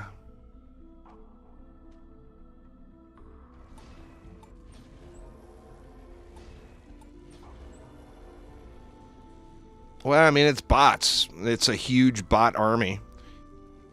Twitch has had their fair share of it. It's just right now, it's way worse on YouTube than it is on Twitch.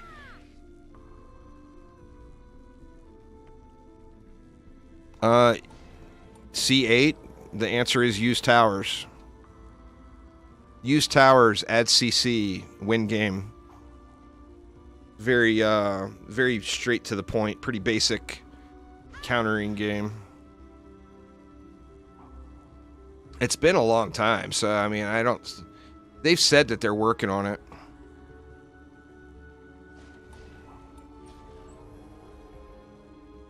Saw that guy at the grocery store today.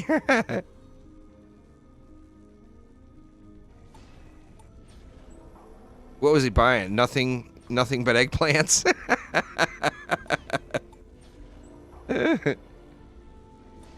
Grind it out there, Rob. You will be in no time.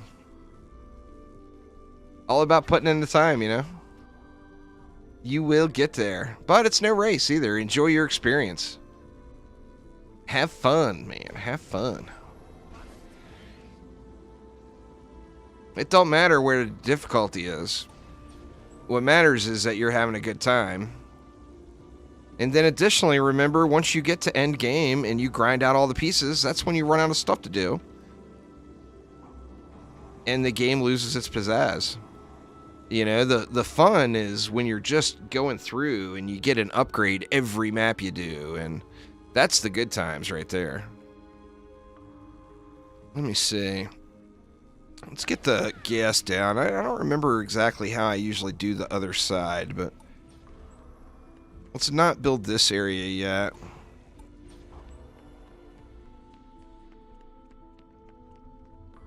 Ooh, let me just go ahead and jump in the hole.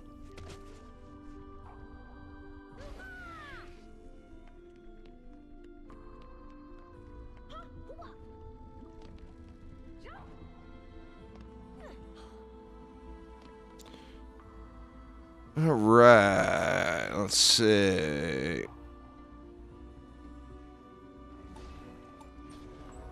Oops, wrong tower.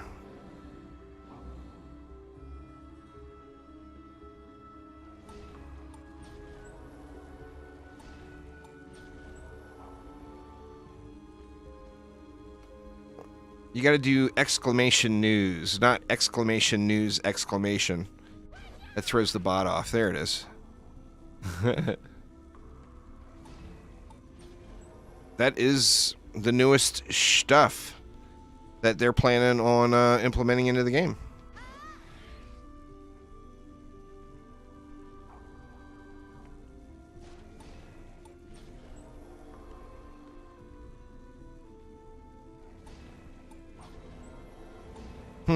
I seriously underbuilt. What did I do wrong? I'm missing something somewhere. I know I've got the wisps in the center, but that's not in a 48 DU.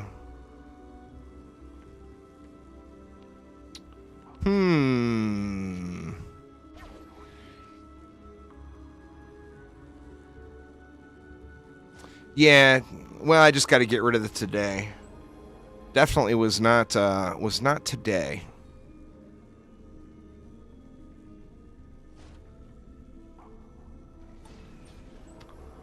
$44.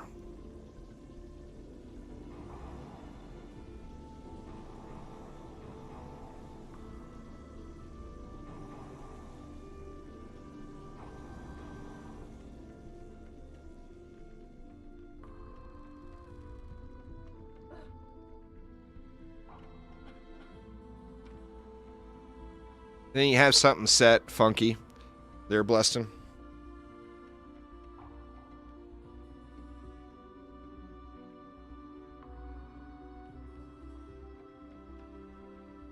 Let's see. What do we want to do here? Just do it. Do it, Lake. Well, we don't need a buff beam that big, I don't think. Yeah, if you're using bag filters are specific to the tab you're on.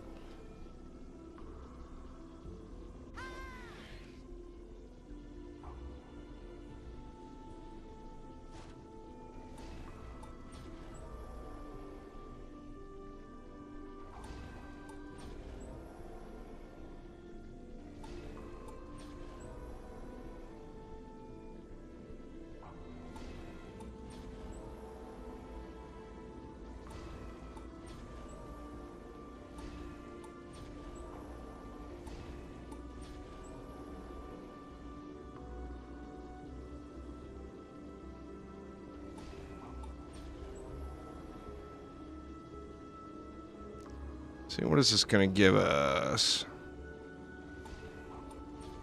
7. Guess that'll be alright. So like I said, we just got to kill the one ogre, ground ogre, each wave. There will be one ground ogre. As long as we kill that one ground ogre each wave, we should win.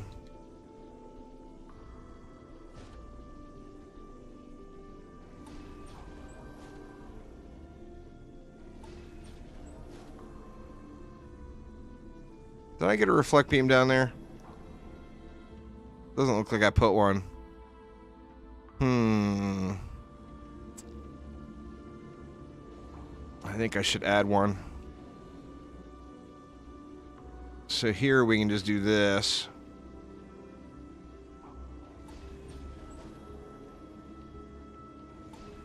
Did I put one down below? That one's even more important. Yeah, I put one down below.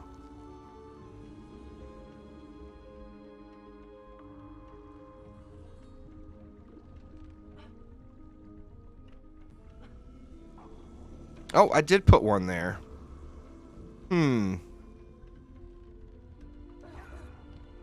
Yeah, it's public.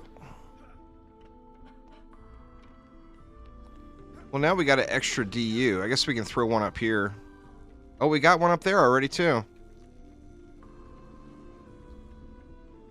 We will put it right here. For no apparent reason. Perfect.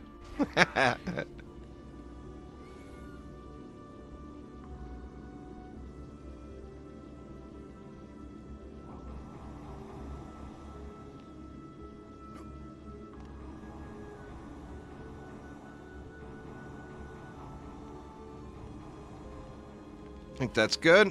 Alright, so we good to go. So we just gotta watch for that one ground ogre every wave. See where it's coming from, make sure it dies, and we should be good. It's coming from up here. Looks like it's gonna die. We'll have to watch the Lichen King one for sure. Yeah, that one died, no problem. But the Lichen King wave one is not gonna die that easy.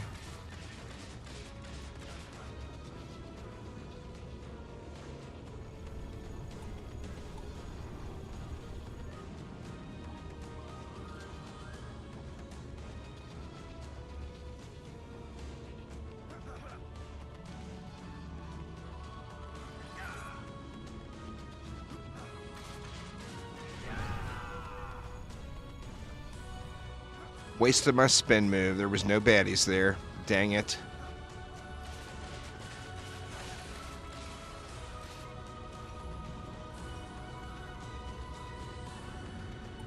Wrong one. Dang. There we go. Get the electric car jacked up here.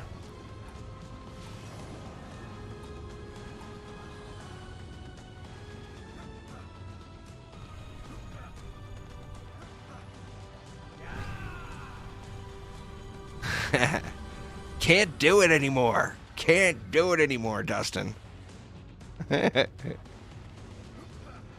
I refuse to watch those sidebars.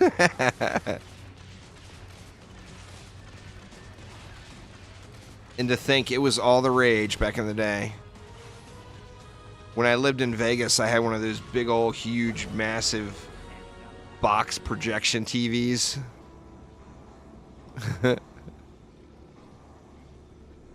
Oh man. The good old days.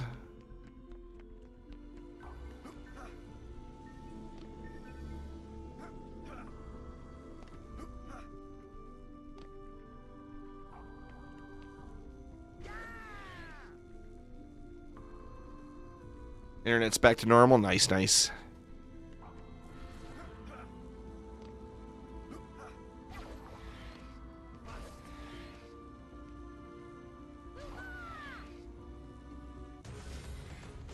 Alright, this one's right here. Oh no! Oh, weird. I think that was actually my capture card. I don't think that was the game. Did anybody get booted? No, everybody's still here. I think that was my capture card. That was weird though. Because right as it happened, I had just leaned way back in my chair. I think I may have, like, pulled on a wire or something.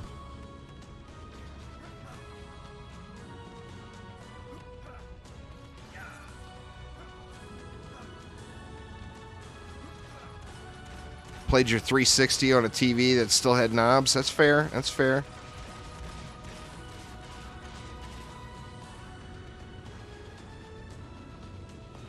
Well, it depends on what you're watching it on. I mean, if you're watching 720p on a tablet or on a phone or something, it looks fine. If you're watching it on a huge monitor or TV or something, it doesn't look great. You know? Completely depends on the device.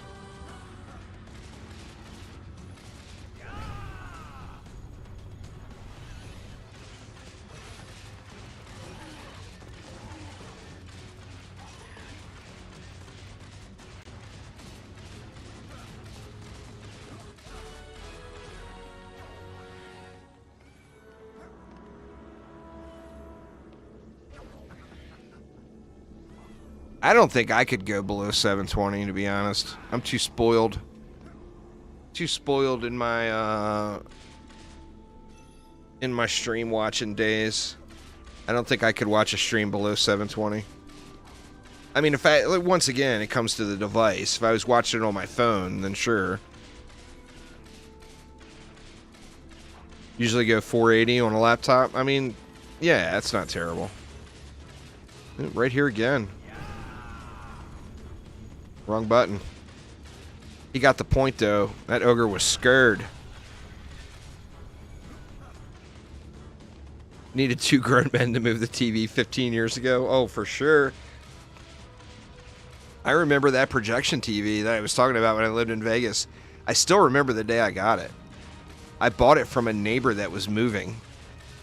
And it was a 60-inch Sony projection TV. And I, like, couldn't believe how light it was. Because my current, like, big old tube 30-incher or whatever it was, like, so heavy. But this massive 60-inch projection screen was, like, so light. I just couldn't believe it, you know? It was, like, revolutionary. And then a few years later, I saw my first 720p LCD TV, and I'm like, what the heck have I been watching?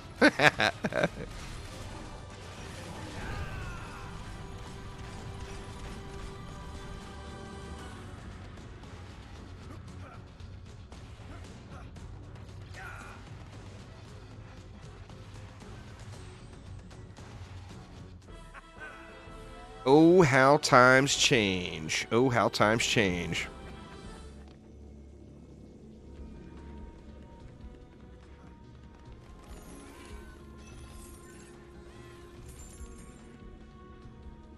Bark, bark, make a chicken.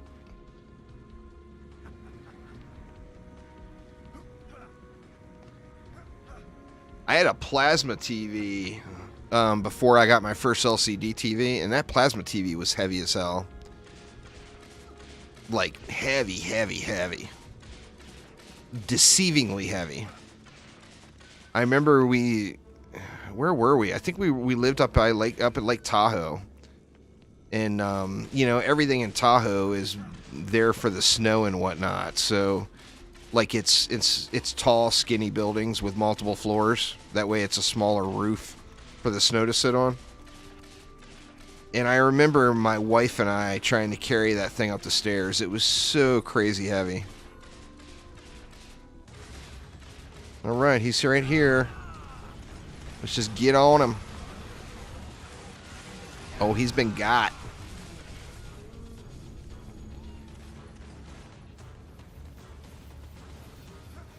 Well, I think even plasma TVs, the technology changed or whatever. Are they still crazy heavy? What's going on, Joe? How you doing? I'm pretty sure the technology changed on those as well.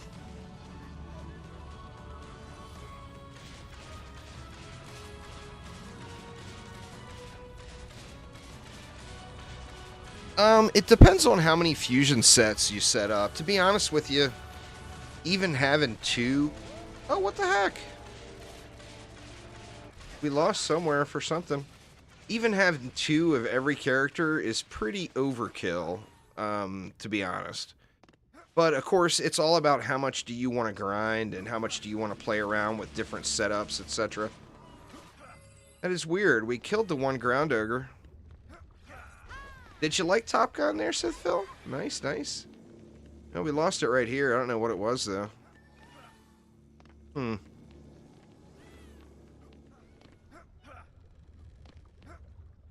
what you gonna do? I could have been flyers. I don't know. To be honest, I was lollygagging.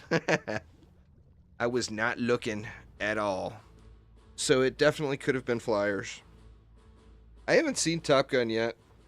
I kind of mixed emotions on Tom Cruise.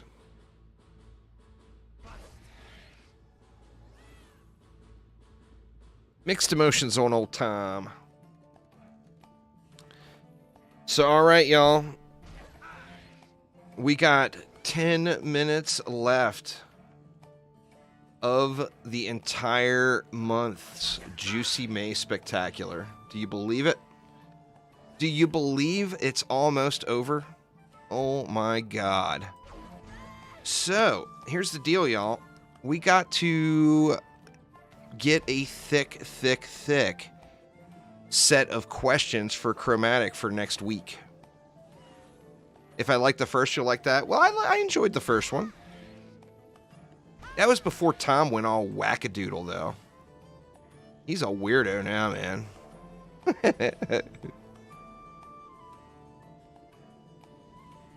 Let me see. Let me get my document out here.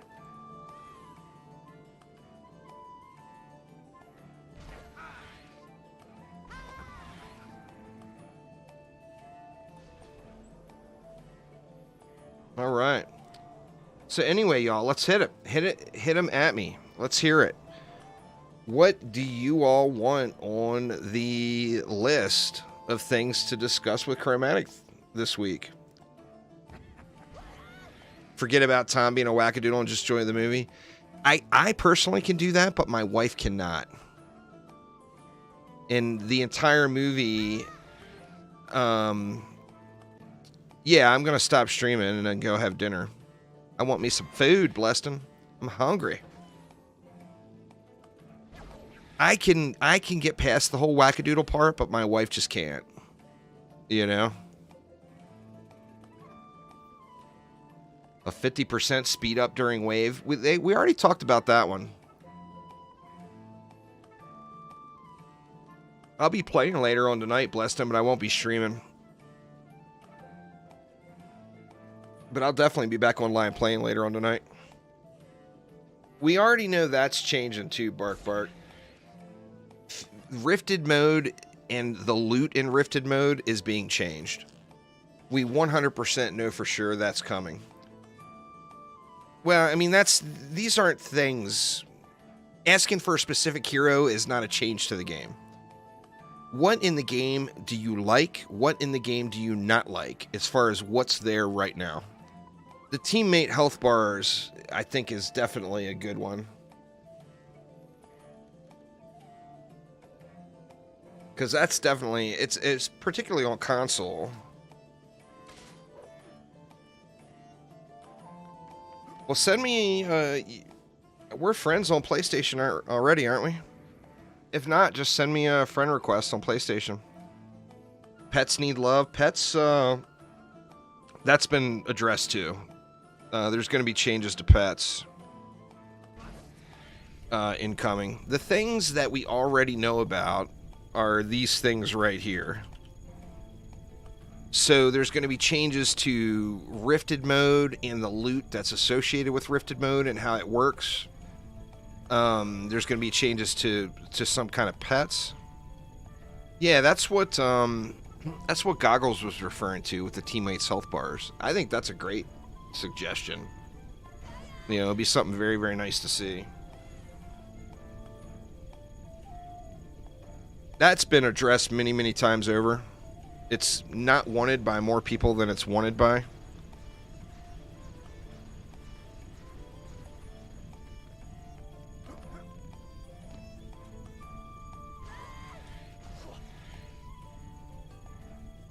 Map on screen other than the mini-map. The mini-map was discussed, too. These are all repeats. Most of these are repeats of the previous week's show.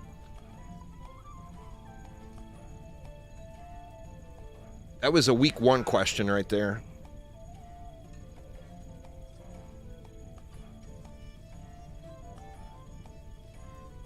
Well, that's the part that's changing. That's what that news article really hits on. Like, right now, the end game is... you get to Massacre mode, you start finding fusion sets of gear. Once you get fusion sets of gear, all other game modes in the game become completely irrelevant. That's what they want to change. They want to change Rifted mode, they want to change loot, they want to change weapons, making it so that more weapons are viable besides just the boss weapons, etc. That's all the things that they already plan on changing. So the end game will be changing. The rune system is coming that will allow you to specialize towers more. So that's going to add a bunch of diversity to the game. It's not going to be just about the stats.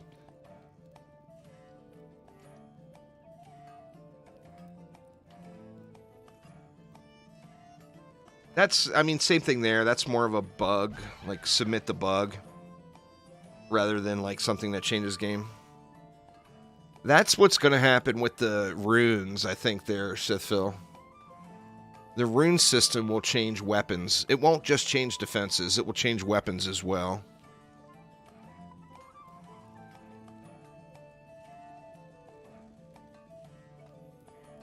It's similar, yeah, but we don't, I mean, it's too soon. We don't really know. The only runes we know of now are the ones that are in Going Rogue, and those are all very, very basic for the most part. There's just a few really cool ones.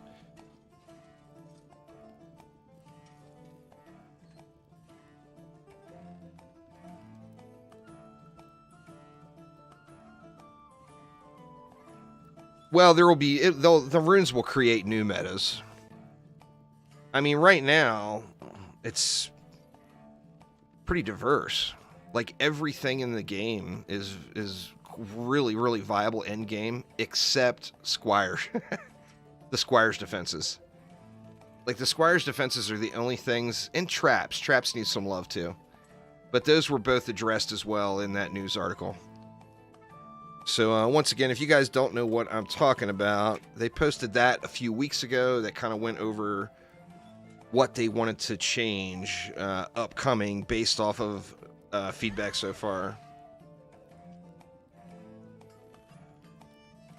Well, I mean, you would have to ask them directly, Seraphis.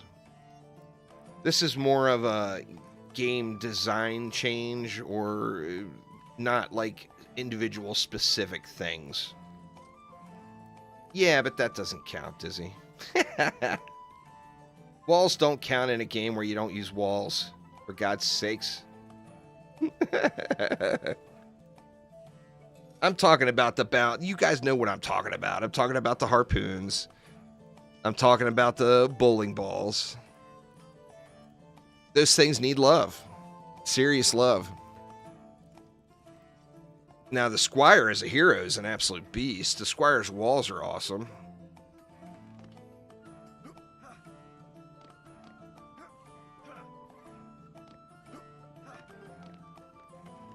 Will the secret room open up for everyone else in the tavern? I don't think so, but maybe. Actually, it does now, doesn't it? Like, I don't have access to it on this account. I don't know anyone that does. I'm sure somebody does. But most of those backers use their codes on PC. I thought it does now, though, because people were going up there and having little soccer contests in the little football arena there.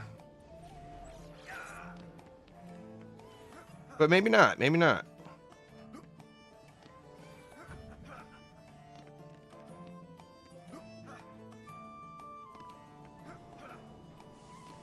So there's no just general topics that you guys watching now like or dislike about the game?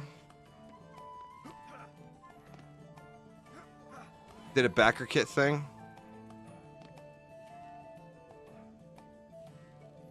Well, I mean, that's not the one they're talking about. They're talking about the big secret room back over there. Everyone's got access to this. All you have to do is complete the campaign and you're in. Ah! So that is it's probably a known bug. Somebody mentioned that on stream earlier. The TV disappears when you turn it on. That's so funny. And there's a garden gnome where the TV used to be. And floaty controllers.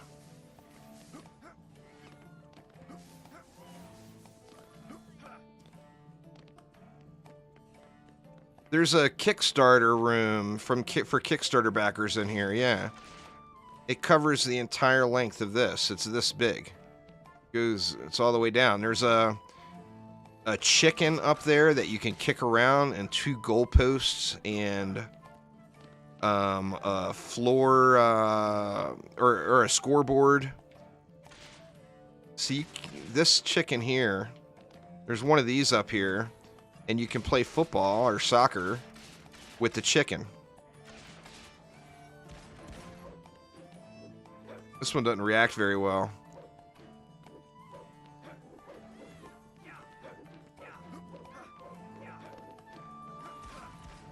That would be pretty cool, I think. That would be a big quality of life thing, but I think a lot of DD1 players would really frown upon that. The auto collection of mana. I think that would be huge, personally.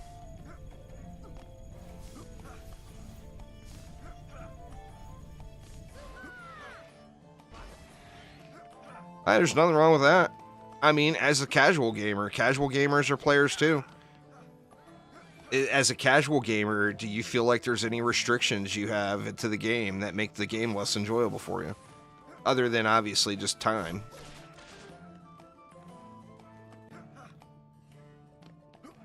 That's the game loading in the background. They're hollow. They've addressed that too.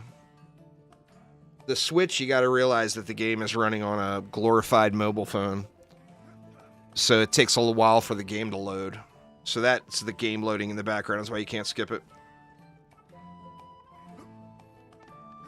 Well, I mean, that comes to the loot system. Goggles.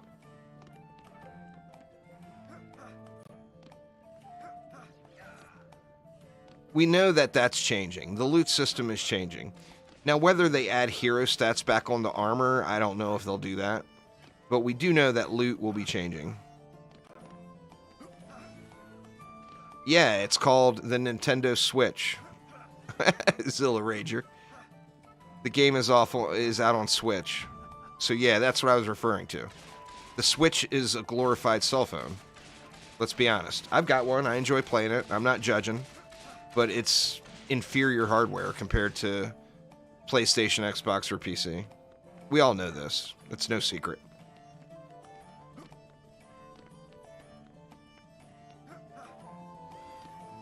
Yeah, I mean, these things are like bug reports. You know, I'm not going to be reporting bugs. You guys can report bugs directly to Chromatic. Referring to mainly design type things.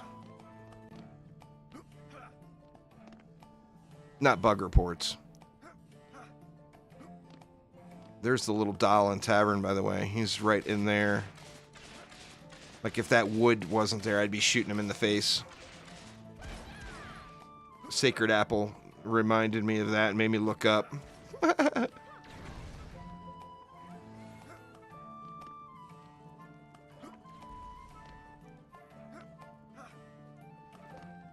What you do, you get armor. You get your survivability off of the armor stats.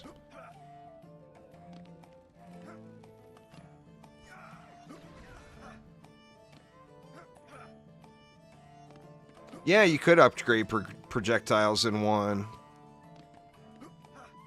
I don't know.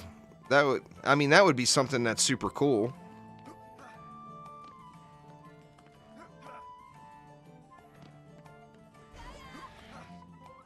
Can't change directions mid-air. You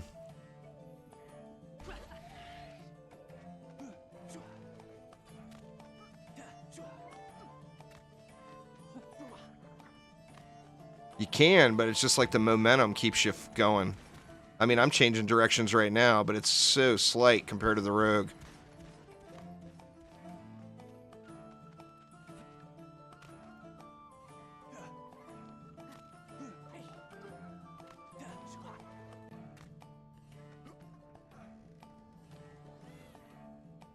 I'm playing on a standard PS4. This is an OG.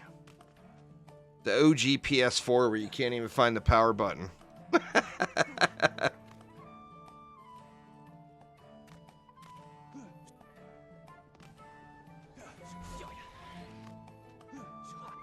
Anyway, y'all, so nothing else. If anybody thinks of something that's not a bug report or I want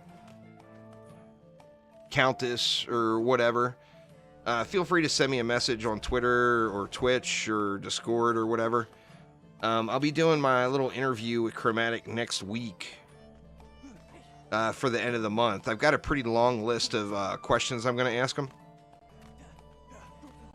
So looking forward to seeing their result. Now, once again, for those watching, I'm going to be making some potential changes to how I live stream in the near future. So there are no crossovers planned, Goggles. I can answer that for you.